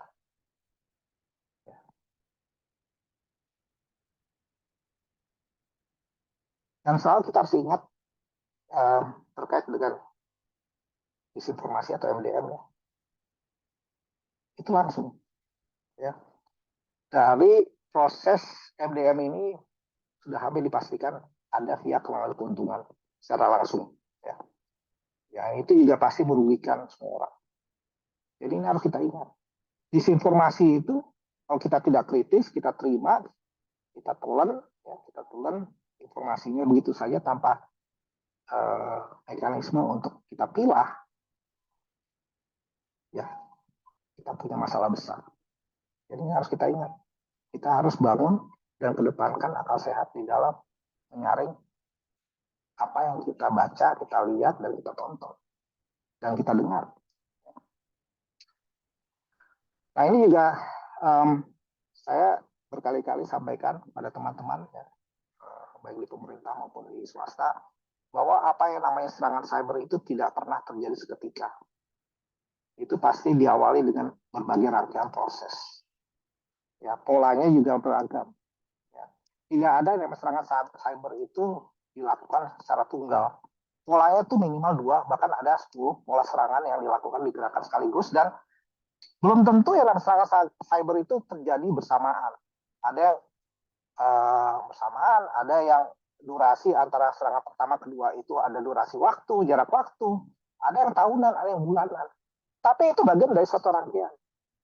Nah, saya bilang namanya serangan cyber tidak pernah terjadi seketika. Pasti sudah ada awal proses penyerangan itu. Makanya saya selalu katakan, kalau mau paham tentang konstelasi ancaman dan serangan cyber, kita harus baca bukunya Sun Tzu. Ya, bukunya Sun Tzu, seni perangan, ya. Saya bilang buku merah, ya. Atau kalau dulu waktu di militer kita diajarin namanya ilmu siasat. Nah, kitab pinternya itu ada di buku Sun Tzu. Salah satu kitab pinternya itu ilmu siasat. Nah, kalau kita tidak paham ilmu siasat, akan sulit untuk memahami apa yang dinamakan ancaman maupun serangan cyber. Karena ini sudah masuk ke ilmu peperangan, ya. Jadi penting kita banyak membaca, ya, melihat literatur lain yang bisa membangun pengetahuan kita. Nah, tadi saya bilang sudah saya sampaikan kalau serangan cyber itu selalu berdampak luas, ya, pada hajat hidup kita, ya, ekonomi kita, ya, kehidupan sosial kita. Tapi juga ada kalau kita organisasi lembaga misalnya kita diserang, ya, itu kalau diserang artinya kita sudah mengalami apa yang disebut dengan serangan fisik terhadap infrastruktur lembaga organisasi di mana kita bekerja, ya. Kalau diserang sudah, jadi secara tidak langsung itu kita mengalami kelumpuhan, ya. Kalau kita di industri keuangan tentunya nggak mungkin kita akan lumpuh, nggak bisa melayani nasabah kita juga tidak bisa melakukan kegiatan keuangannya, yang timbul sebagai dampak. Nah, seringkali kita nggak menyadari hal ini, ya. Terus dampak lain juga, setiap terjadi serangan cyber, apalagi terhadap lembaga-lembaga yang memiliki konstituen, ya, atau memiliki customer, memiliki nasabah yang sangat besar, itu menimbulkan persoalan yang kita sebut dengan reputasi, manajemen reputasi, dan manajemen integritas. Karena akan menimbulkan efek psikologis yang membuat konstituen, nasabah, pelanggan bertanya-tanya, saya aman nggak melakukan hubungan, berbisnis, menaruh uang dengan lembaga yang terkena serangan cyber?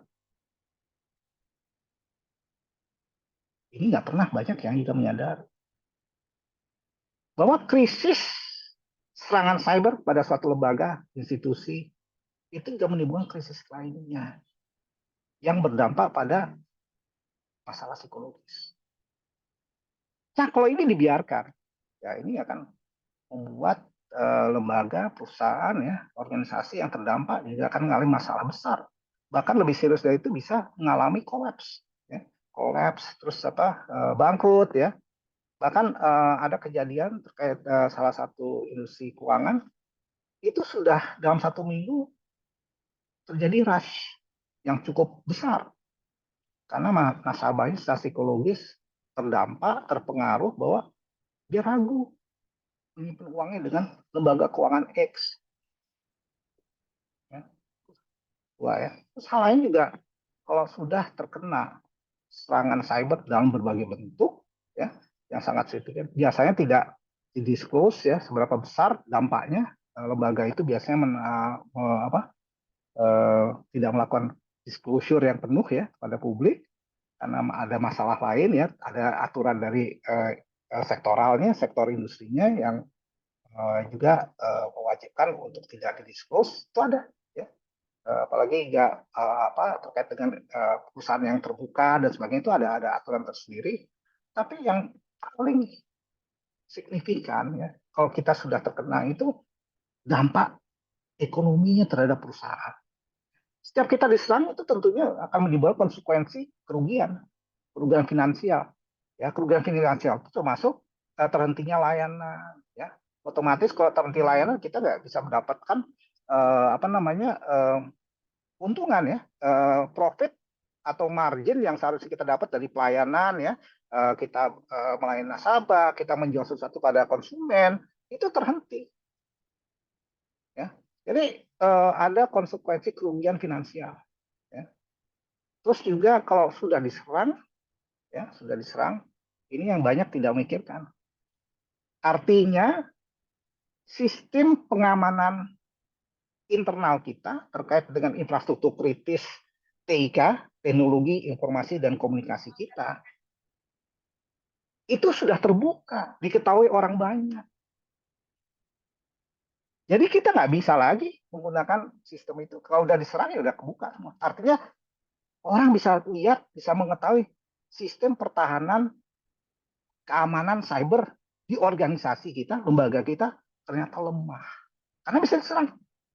Dan ini akan menjadi sebuah pengetahuan publik. Ya, ini banyak yang tidak sadar. Ya. Nah, hal lain juga betul kira tadi saya sempat singgung masalah kerugian finansial. Kerugian finansial itu luas juga, ya. Jadi kalau udah terkena macam-macam nih, ya. Karena namanya industri itu sangat sensitif, kena serangan cyber, apalagi serangan cyber terhadap industri yang mengelola data nasabah, data-data pelanggan, data-data kritis lainnya, terus haki dan sebagainya. Itu pasti ada kejadian yang kita tidak banyak tahu, ada tuntutan hukum dari pihak ketiga. Ya, ada juga biaya-biaya terkait dengan urusan legal. Dan semua ini kan tidak pernah dibudgetkan. Ya. Kena serangan, ini akan muncul. Dan akan menjadi beban biaya yang boleh dikatakan tidak pernah diperhitungkan dan biasanya sangat besar. Ya. Di samping juga kalau diserang tadi saya sampaikan sudah terbuka sistem pertahanan, artinya sistemnya juga sudah kompromis, sudah tidak bisa dipergunakan, harus diganti, anggaran juga besar, belum lagi tuntutan hukum, belum lagi biaya jasa daripada auditor, ya, terus juga pengacara, belum lagi tuntutan langsung dan dirugi pada pelanggan nasabah. Artinya sangat besar sekali biayanya kalau kita memang terkena serangan.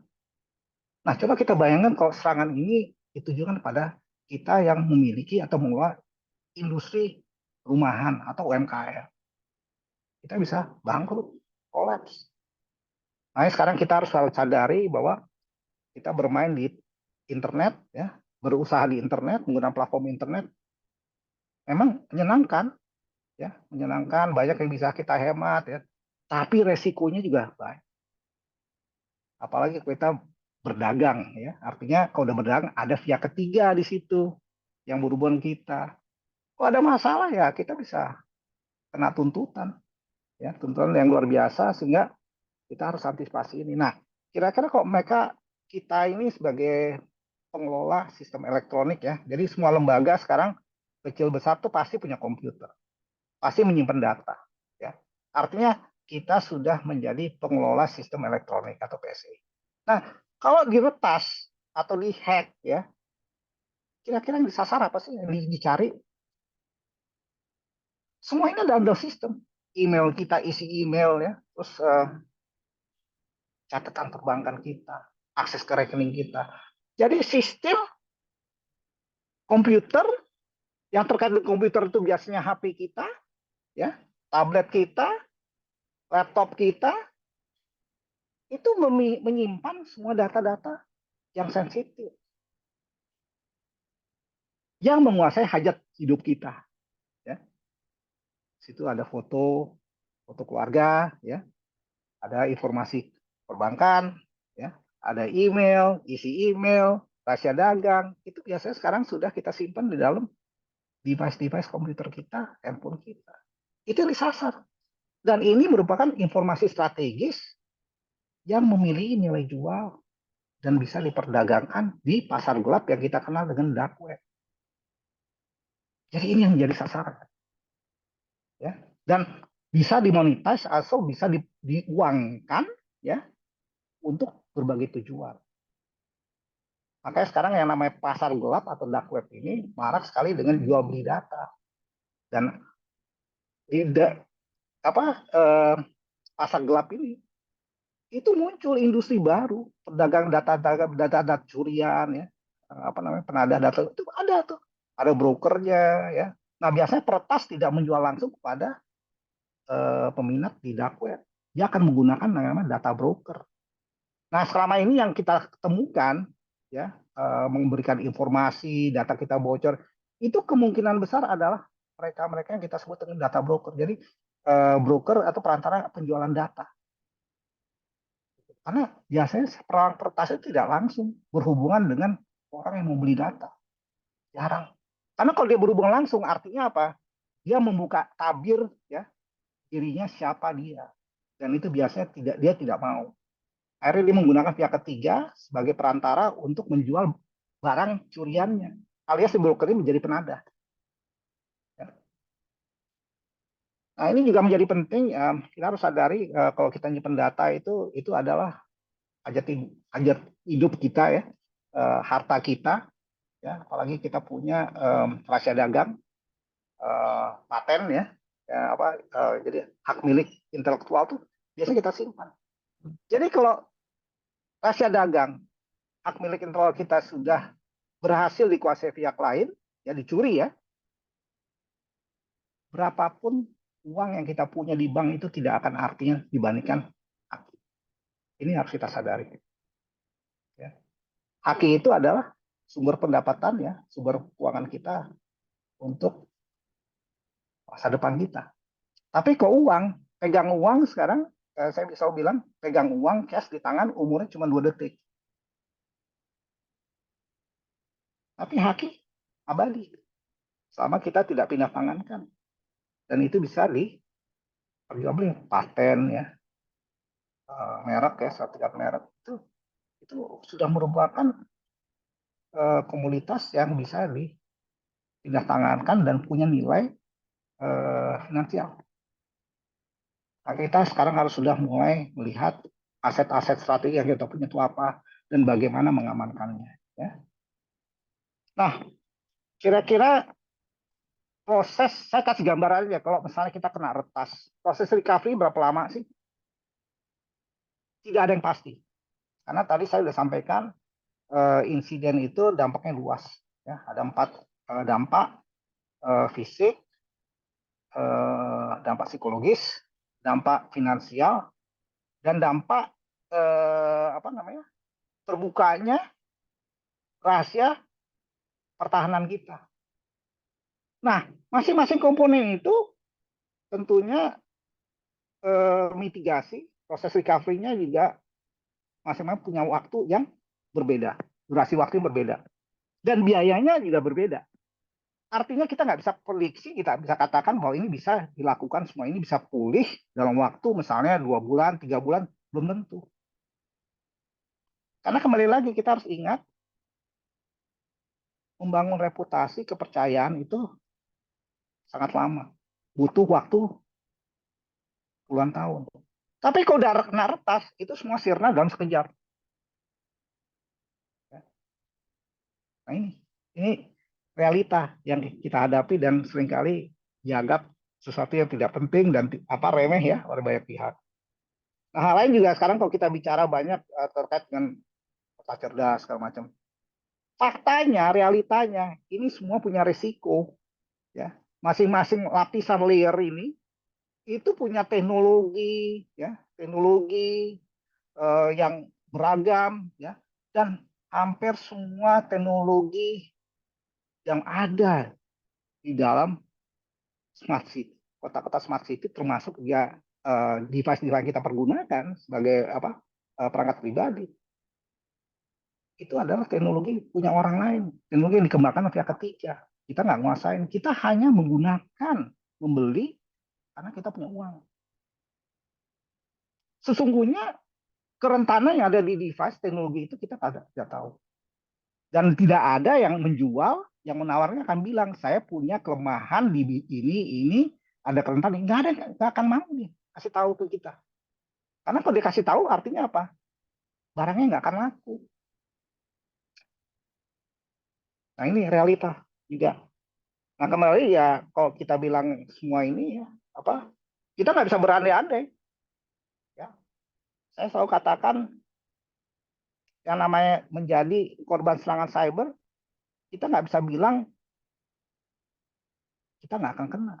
Masalahnya menjadi persoalan sekarang bukan kita tidak akan kena, kita tidak akan tahu kapan kita diserang. Bahkan mungkin kita diserang kita nggak tahu. Ya. Contoh yang sederhana ya sekarang banyak orang yang suka ngirim penawaran ya di SMS ya, di WA nawarin ini itu komoditas ya macam-macam. Itu dapat data data kita dari mana? Itu harus kita tanya. Jadi jangan kita berandai kita nggak akan menjadi korban pertasan. Keliru. Kita cuma nggak tahu kapannya. Mungkin sudah kena. Cuman kapan akan dieksploitir itu mungkin tidak sekarang ya. Tidak dalam waktu yang pendek tapi kita nggak tahu kapan. Nah tiba-tiba kita udah menjadi korban kejahatan cyber.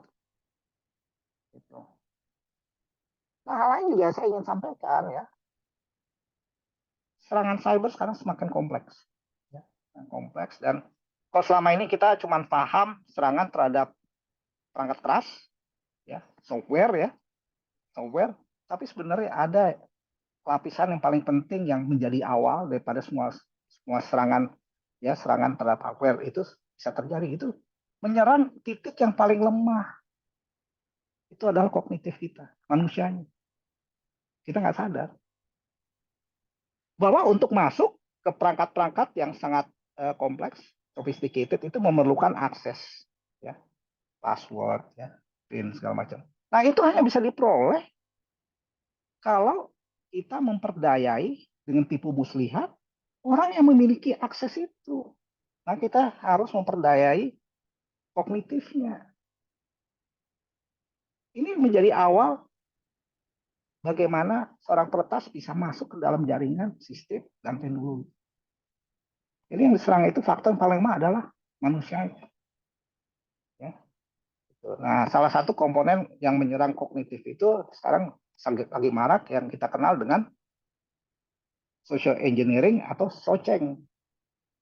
SOCENG ini adalah ilmu tipsani, ya, tipu sana tipu sini, ilmu memperdayai akal sehat kita, tapi kita tidak sadar diperdayai, tapi kita melihat sesuatu, kita lagi diperdayai, kita lihat ini hebat, wah, luar biasa, indah, angin surganya luar biasa, tapi kita tidak sadar kita dalam proses dikerjain, ya, diperdayai dengan teknik social engineering alias kita kena tipu, ya kasarnya kita kena tipu, udah titik, udah kena tipu, nah ini susah, ya.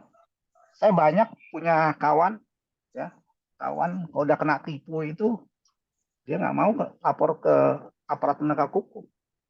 Saya tanya kenapa nggak mau lapor? Kan udah jadi korban kejahatan. Gue malu, takut aib gue buka. Apalagi teman-teman banyak yang pejabat, ya, pejabat tinggi, ya, sangat senior lah di pemerintah, pejabat di perusahaan, ya. Ya, saya juga akhirnya paham juga, malu juga, ya. Dia terpandang di masyarakat, tapi kena tipu, apa namanya, aibnya ketahuan. Nah inilah, ini tipikal kita, budaya kita kalau udah kena aib, udah kena tipu, malu gitu, ya. Jadi ini seringkali terjadi.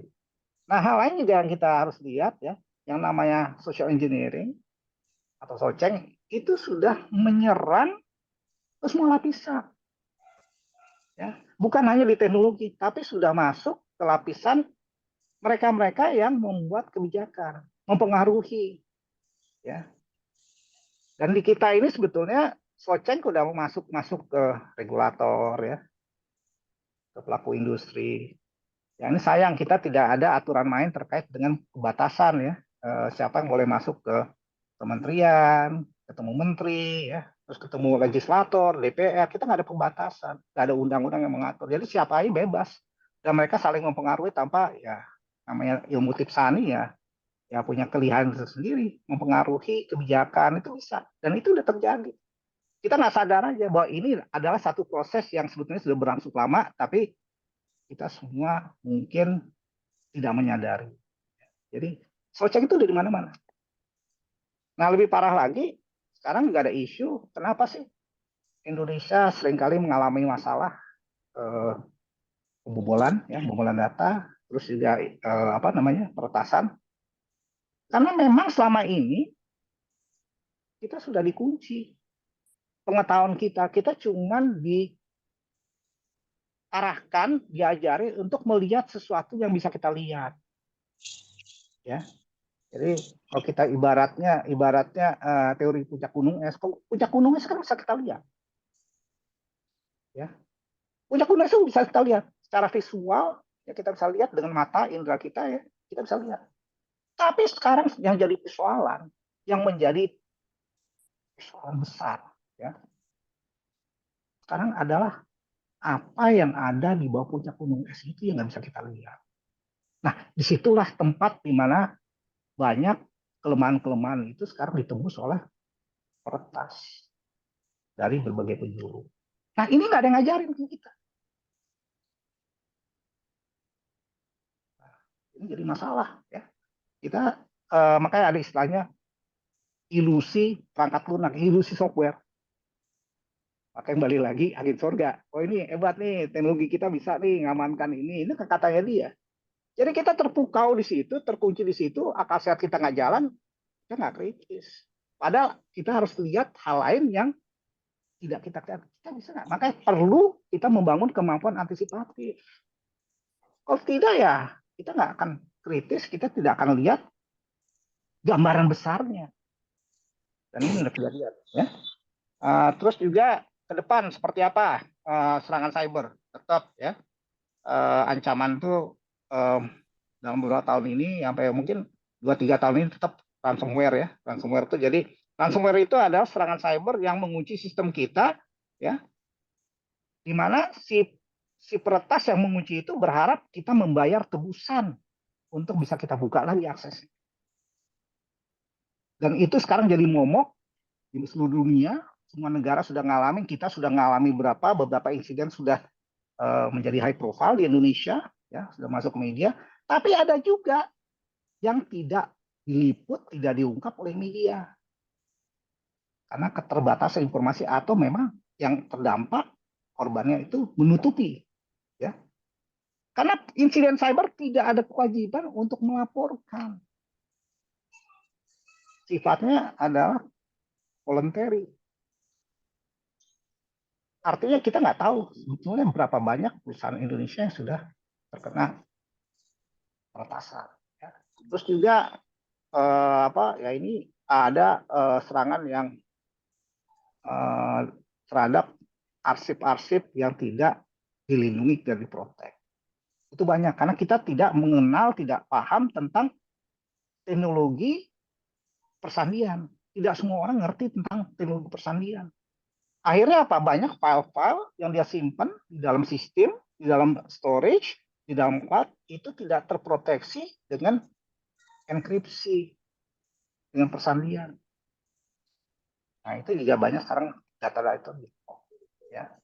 Terus cloud juga, dan tadi saya sudah singgung social engineering, Socieng, itu kan menjadi pola serangan yang sangat masif ya dalam beberapa tahun ke depan. Dan juga supply chain. Ya, supply chain attack ini adalah serangan yang sebetulnya dibenamkan di dalam sistem teknologi yang kita beli. Contoh ya, kalau kita beli komputer atau HP, di dalam HP atau komputer kita ada ribuan komponen. Pernah nggak kita sadar di dalam HP kita banyak sekali komponen? Dan masing-masing komponen itu punya yang namanya firmware, ya, untuk memfungsikan komponen itu. Masing-masing punya bahasa coding tersendiri yang memfungsikan atau menggerakkan, menghidupkan komponen itu. Nah, kalau satu komponen firmware-nya sudah kompromi, satu sudah dibenamkan malware misalnya, itu kan berdampak pada komponen. Nah, di Indonesia coba berapa juta device, komputer, laptop, HP. Mungkin sudah mulai ini ya, ngerti ya, kenapa kita rentan. Karena kita tidak punya kemampuan untuk mengecek device itu. Regulator hanya mengecek secara uji petik, sampling, tidak semuanya. Nah, device yang masuk kan banyak sekali yang masuk. Ada yang resmi, ada yang jalur paralel, ada yang BM, black market. Nah, ini yang harus kita mulai kritis. Apalagi kalau kita di perusahaan, lembaga organisasi melakukan pengadaan komputer. Kita harus juga berhubungan, melakukan kerjasama dengan penyedia teknologi yang memang memiliki integritas, ya, kredibilitas yang selama ini memang baik.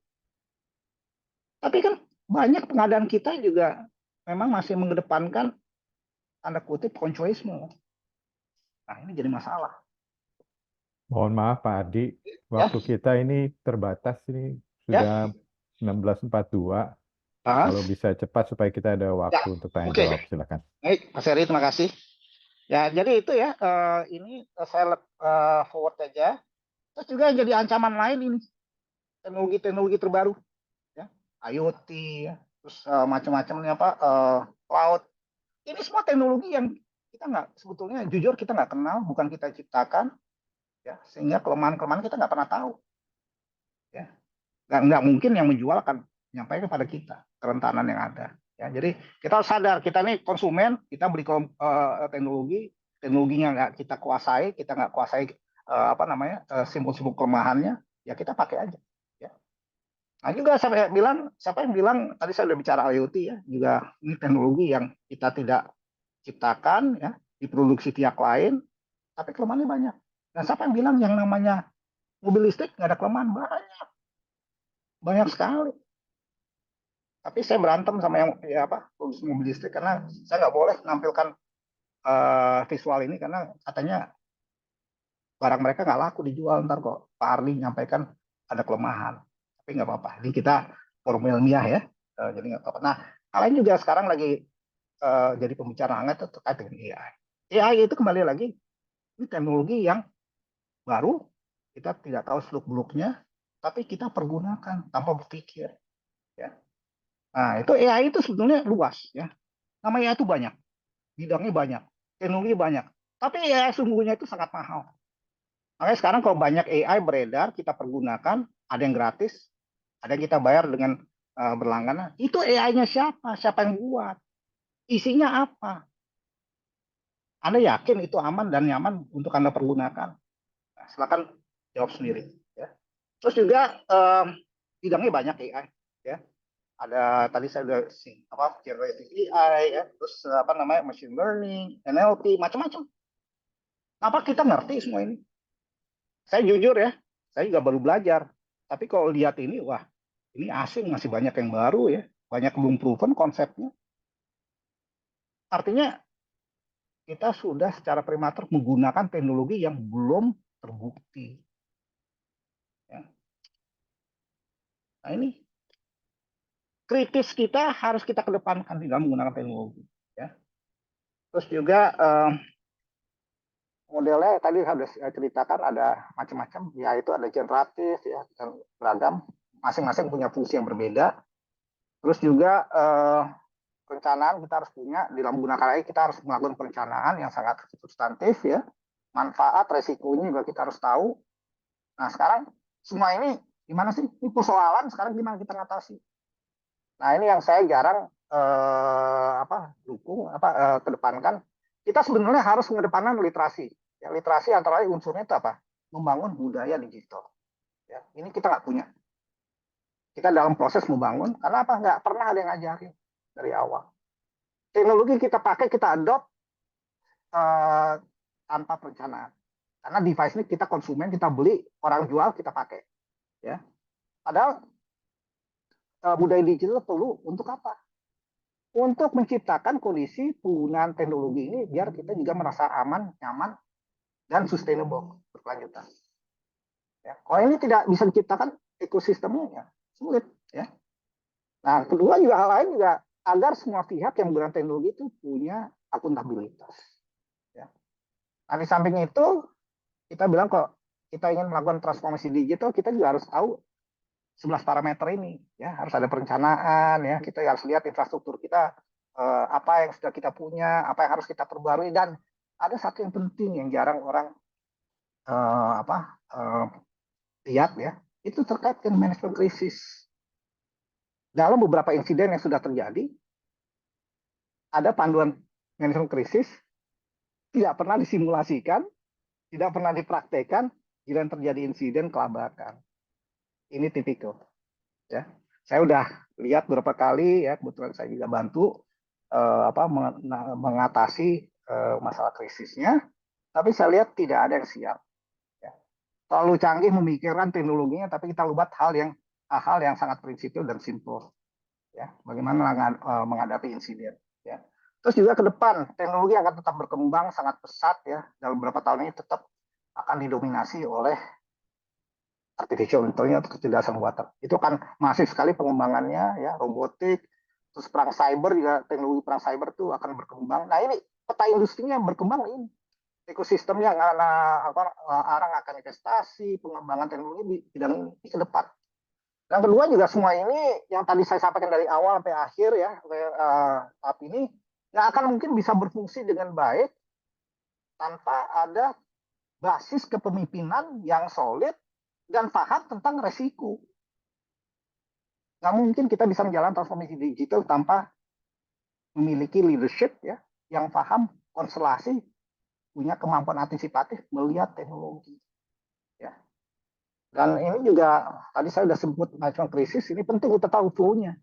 Karena kalau kita tidak menguasai manajemen krisis, artinya kita sudah siap menghadapi hal yang terakhir dalam kalau kita berbisnis, ya kita bangkrut. Nggak ada kontinuitas dari kegiatan usaha kita. Kita sudah siap menghadapi kebangkrutan. Apa itu yang kita inginkan? Tidak kan? Tadi saya sudah singgung masalah sustainability, kelanjutan. Ya krisis oke, terdampak sementara, tapi kan kita harus berlanjut. Kehidupan kita, kegiatan kita, karyawan kita harus tetap berwira. Ini seringkali salah dipersepsikan, dipahami. Ya. Terus juga kalau kami di industri perbankan wajib hukumnya untuk menguasai GRC ya, tata kelola risiko, manajemen risiko, dan kepatuhan. Ini penting. Jadi ini kita juga harus pahami, dan ini juga bisa kita terapkan dalam sektor-sektor industri yang berbeda. Tidak harus di industri keuangan, tapi prinsipnya ini sangat penting. Ya. Terus hal lain juga kita harus kenali potensi risiko. Kalau emang kita mau jawab, tadi saya bilang udah harus lihat dari helikopter view, kita harus mengenali potensi risiko. Dan ini sebagai tambahan ya, saya juga beberapa kali bicara, tadi kita udah bicara cyber security, kita udah bicara risiko. Nah satu hal yang jarang sekali orang mau sampaikan, kita juga perlu asuransi. Makanya saya bilang jangan percaya orang yang bilang produk saya aman. Ya, itu kan kata dia. Tapi buktinya produknya aman itu apa? Jaminannya apa? Nah, asuransi. Sekarang sudah ada beberapa perusahaan yang menawarkan asuransi cyber. Nah, coba bicara sama mereka lah. Sebagai bentuk jaminan untuk meyakinkan kita benar-benar aman. Ya. Nah, sebagai bagian terakhir saya ingin mengingatkan yang namanya ancaman cyber itu, ya, apa yang kita hadapi, saya bicara tadi tentang semua itu real. Masalah yang sangat sangat nyata ya, bukan berandai-andai, tapi itu udah bukan akan terjadi, sudah terjadi. Makanya ya sebagai jawaban kerisauan teman-teman beberapa bulan ini, apa yang kita hadapi terjadi di masyarakat kita. Demikian yang bisa saya sampaikan, dan saya ingin himbau sebagai penutup ya, untuk memahami masalah cyber ya, masalah yang kita hadapi terkait dengan teknologi internet, kita nggak bisa sendiri. Ya. Kita mengemban tanggung jawab bersama untuk bisa menjaga gawang ya, mengamankan. Jadi kita harus kolaborasi. Makanya saya selalu kedepankan, ayo kita amankan bersama, dan ini adalah merupakan suatu collective responsibility. Jadi tanggung jawab kolektif. Kita sama-sama. Ya, saya bukan ahlinya, saya sampaikan berulang kali, saya bukan pakar, saya provokator. Nah, provokator tugasnya itu menghimbau, menyadari, kita tanggung jawab kita bersama. Ayo kita sama-sama amankan. Demikian yang bisa saya sampaikan, mudah-mudahan bisa dipahami, dan mohon maaf sebelumnya kalau ada hal yang saya sampaikan mungkin tidak berkenan, ya saya mohon maaf, tapi saya harapkan ini menjadi awal dari diskusi kita pada sore ini, dan mudah-mudahan ini juga bisa membangkitkan kesadaran kita semua bahwa apa yang kita hadapi sekarang ini sangat serius dan kita harus kritis. Demikian, wassalamualaikum warahmatullahi wabarakatuh. Waalaikumsalam. Makasih Pak Ardi. Baik, kita coba lihat ada di Q&A itu ada pertanyaan dari Mbak Dian. Ini Mbak Dian mau langsung atau mau langsung bicara atau mau dibacakan saja? Mbak Dian.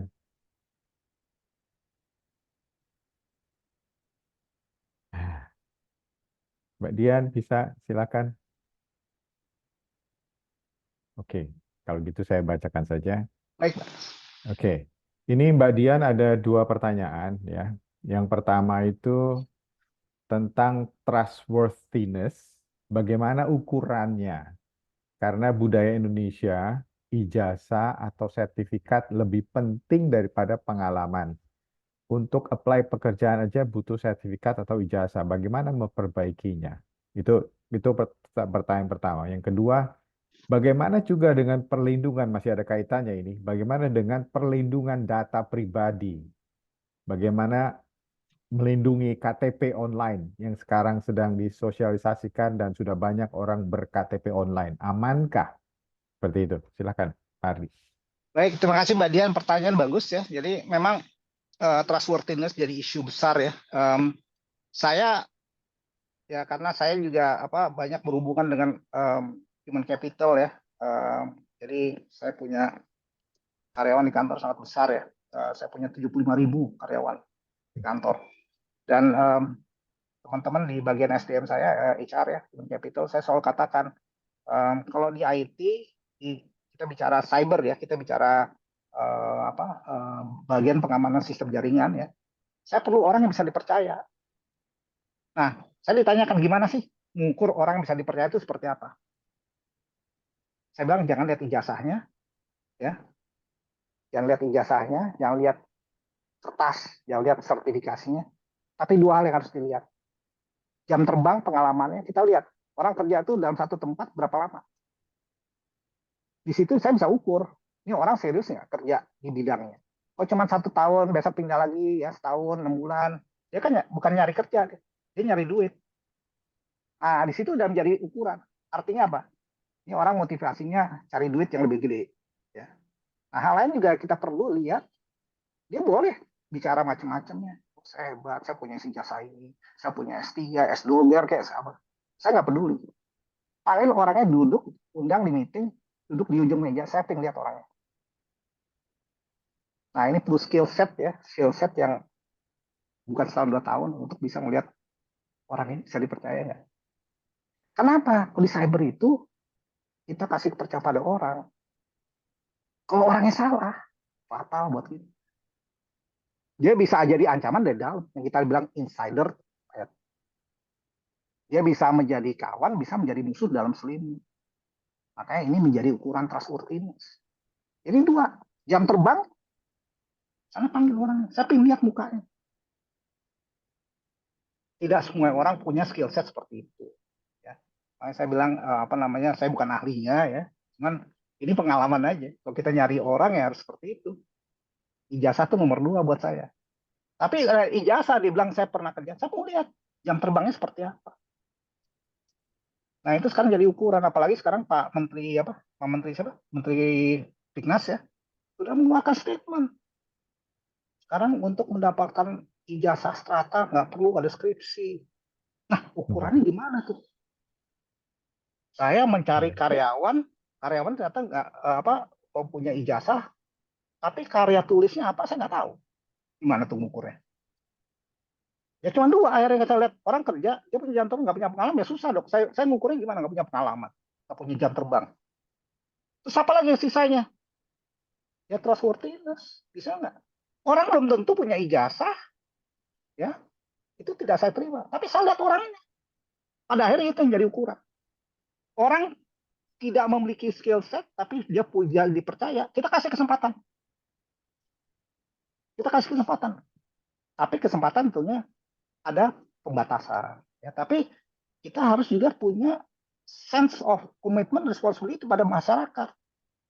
Nggak bisa kita bilang, oh ini nggak boleh. Tapi itu dua yang biasanya kita lihat ya di IT, di keamanan cyber. Dan itu sebenarnya berlaku juga di industri keamanan. Ya. Seperti itu, Mas. Oke, baik. Teman-teman ada pertanyaan, silakan langsung. Ini oh ya satu lagi nih lupa nih kata apa ada masalah bagaimana juga bisa dengan perlindungan data pribadi ya, bagaimana melindungi Oh KTP iya, online sekarang. yang kedua ya. Nah ini juga menjadi bingung saya KTP dari dulu ya itu aja saya. Tapi masalah jadi masalah. Ini kan sekarang ada KTP elektronik segala macam. Sebenarnya yang penting dari KTP itu bukan fisiknya, nomornya. Nomornya itu kan ada unsur data pribadi di situ, nama, nomor NIK-nya yang sekarang udah menjadi juga nomor NPWP ya. Ada juga di situ alamat domisili ya. Terus alamat apa nama lengkap kita surat akte. Itu tiga unsur itu yang harus kita lindungi. Karena tiga unsur itu sudah cukup bagi seorang peretas untuk masuk ke berbagai layanan di mana nama kita sesuai dengan KTP, aktenya itu ada. Dan ini bisa dia dengan teknik soceng tadi ya, sosialnya dia bisa melabui ya, dia bisa mengganti menggunakan nomor NIK kita, alamat kita, nama kita, bahkan dia bisa buat KTP aspal. Seperti kejadian beberapa tahun lalu teman kita di industri media itu, dia KTP-nya dipergunakan untuk mengganti kartu SIM-nya, KTP-nya KTP dia, kartu for orang lain. Tapi yang namanya petugas di layanan gerai elektronik, telepon seluler, hasil dikelabui oleh kelompok penipu ini. Jadi kita memang harus lindungi itu data-data itu ya. Jadi tidak mudah ya. Apalagi kita punya kebiasaan orang minta KTP ya. Pertama kali kok orang minta KTP kita lakukan apa? Kita foto kirim lewat WhatsApp kan. Nah kebiasaan itu yang harus kita hentikan. Kita hentikan mulai detik ini ya. Karena apa? Apa yang kita transmisikan kita kirim lewat WhatsApp. Harus ingat WhatsApp itu adalah bagian dari internet. Dan kita tahu yang namanya data kegiatan kita di internet itu tidak bisa dihapus. Tidak bisa dihapus. Ada yang bilang bisa dihapus. Itu nggak bisa. Sekali kita udah bergiat di internet, semua datanya masih ada. Kalau kita hapus di device, di komputer kita, di HP kita, itu di device kita. Tapi yang di internet itu masih ada dan tidak mungkin bisa dihapus. Jadi itu harus kita sadari dan berhati-hatilah kita menampilkan data-data kita di internet, termasuk di platform media sosial, ya termasuk Facebook, Instagram, ya foto-foto keluarga kita. Oh itu bisa jadi senjata buat peretas, termasuk petugas pajak ya. Iya, iya, iya. Baik, ada pertanyaan lagi nih Pak Ardi. Dari Mbak Citra, ada dua pertanyaan, ada di kolom Q&A. Izin bertanya sesuai tema webinar hari ini, bagaimana memaksimalkan penggunaan AI untuk jurnalisme? Kaitannya dengan plagiarisme dan keamanan data. Itu pertanyaan pertama. Yang kedua, mengingat belum ada sistem perlindungan data yang benar-benar aman, bila seorang jurnalis investigasi bisa dibongkar data dirinya dan mendapat persekusi bagaimana pengamanannya? Silakan. Wah, terima kasih nih. Tadi pagi juga baru dibahas nih. Baru kita obrolin ya dengan teman-teman terkait dengan maksimalisasi pemanfaatan AI ya. Sebagai saya sampaikan sebelumnya, memang ini sesuatu yang baru ya buat kita, tapi memang sudah ada banyak teman-teman yang memanfaatkan untuk boleh dikatakan streamlining ya proses kerjanya. Itu memang mungkin kan. Saya nggak mengatakan AI itu tidak bagus. Nggak, saya nggak mengatakan. Silakan bereksperimen, tapi kita jangan terbuai dengan janji-janji muluk. Kita juga harus kritis sebagai pengguna. Yang jelas AI itu banyak membantu. Saya juga pengguna AI. Tapi kita juga harus kritis di dalam mempergunakannya. Dan kita juga harus kritis, ini siapa yang buat? Dari mana? Karena ada banyak AI yang berseliweran di platform, ya, di App Store. Kita unduh, gratis lagi. Tapi kita pernah bertanya nggak? Itu aplikasinya aman nggak untuk kita pergunakan? Siapa yang bilang aman? Siapa yang menjamin? Penting ya, pertanyaan siapa yang menjamin itu aman? Ya, yang jelas ini bermanfaat, tapi kita harus selektif, kita harus kritis. Ya. Nah, kedua soal plagiarisme sudah terjadi. Ya, di perguruan tinggi ada yang menulis skripsi, ada yang menulis disertasi menggunakan AI, tapi ketangkep basah. Ya, itu sudah terjadi. Dan ada beberapa kasus yang kebetulan memang saya tahu ya. Tapi di Amerika sendiri sudah banyak yang karya tulis itu menggunakan ini. Dan sebetulnya mekanismenya mudah sekali untuk ngecek ya. Kalau memang di dalam meneliti naskah itu kita kritis dan mau mengorbankan waktu untuk melakukan riset ya penelitian. Nah, ini memang tugas berat bagi seorang pengajar, pembimbing tesis, dosen ya untuk mau meluangkan waktu mengecek satu-satu ini. Tapi sekarang sedikit sekali yang mau melakukan itu. Nah, akhirnya lolos gitu. Tapi saya hampir pastikan ini sudah terjadi ya plagiarisme ya terus dan sulit untuk artinya kalau ini lolos saja artinya kita punya masalah karena komitmen untuk menjadi seorang pendidik itu ternyata juga tidak dijalankan gitu. Itu jadi satu. Kedua juga ini terkait dengan pelindung data benar-benar aman. Nah, ini juga aduh saya juga sulit menjawab ya.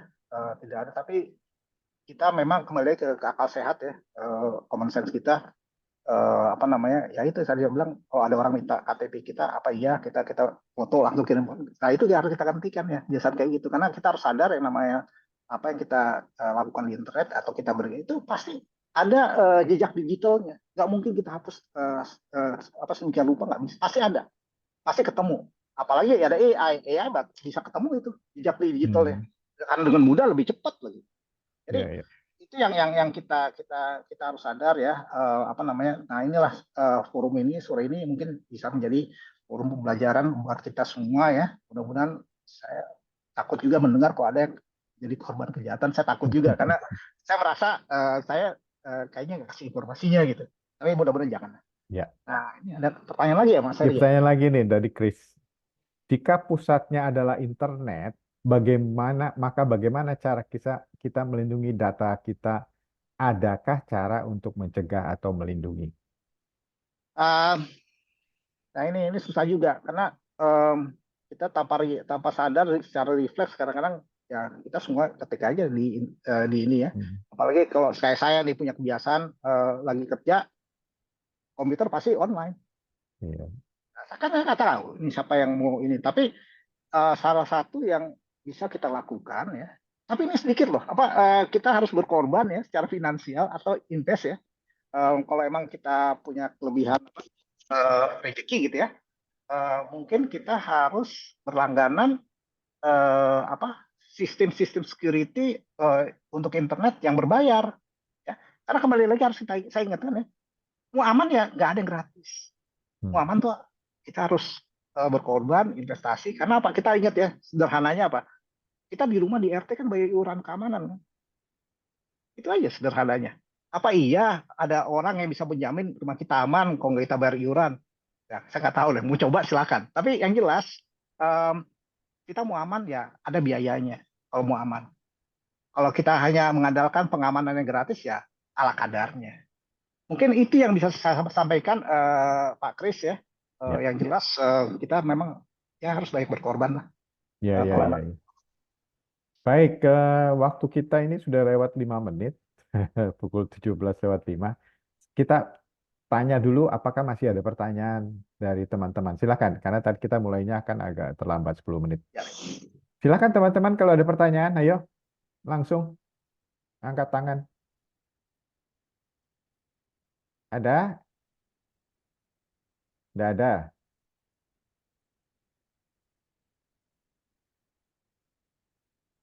Sepertinya tidak ada ini Pak Ardi. Oh gitu. Waduh, tapi nggak Mungkin apa-apa. sudah paham dan mungkin lagi Tapi berpikir. ya, tapi Karena begini ya. Saya terbuka terus terang aja Mas Heri ya. ya, Kalau ya, memang teman-teman masih ada pertanyaan, monggo. Dengan ya, senang hati kita bisa tukar pikiran ya. Saya ada di Facebook, saya ada di apa namanya ya, di LinkedIn ya. Atau bisa melalui Mas Heri. Saya dengan senang hati akan menampung ya, dan berusaha menjawab ya. pertanyaan teman-teman. Nah, Pak Ardi, ini kan program ini kan ada kesempatan teman-teman ini membuat proposal kegiatan Ye. yang untuk bagaimana mengempower the truth itu, Hmm. atau juga menangkal disinformasi atau misinformasi ataupun semua yang tidak tidak sesuai dengan kebenaran itu. Kami bikin satu WhatsApp group. Kalau Pak Ardi tidak keberatan, bisa nanti saya kirim link untuk gabung di situ. Kalau programnya sudah selesai, artinya sudah teman-teman sudah mengajukan proposal aktivitas dan sudah kemudian ada yang terpilih, tapi sayangnya sangat kompetitif, mungkin hanya satu proposal yang diterima dengan dana yang menurut saya lumayan besar, sekitar 10.000 US dollar atau itu untuk program setahun kurang lebih ya. Nah, kalau tidak keberatan nanti saya kirim melalui WhatsApp link untuk gabung ke grup supaya teman-teman bisa tanya, diskusi Boleh. proposal saya ini gimana gitu. Boleh, Mas Heri, saya dengan Ya. senang hati ya ini juga salah satu komitmen saya ya untuk membangun kesadaran masyarakat ya teman-teman ya. Saya nggak bisa lindungi semuanya, nggak bisa kasih tahu semuanya, tapi paling nggak teman-teman yang saya kenal dalam skala yang terbatas gitu ya, yang Ya, ya, terdekat ya, itu paling tidak saya sudah bisa melakukan tugas saya gitu. Tapi nggak mungkin lah ya. semuanya saya jangkau gitu. Iya. Oke, dengan demikian berakhir webinar kita. Terima kasih banyak Pak Adi. Sama-sama Mas Heri dan teman-teman, terima kasih atas kesempatannya. Moga-moga kita ke depan bisa Ya, berinteraksi lagi ya. ya. Dan mudah-mudahan apa yang saya sampaikan sangat bisa bermanfaat buat semuanya. Terima kasih. Terima kasih Pak Ardi. Saya izin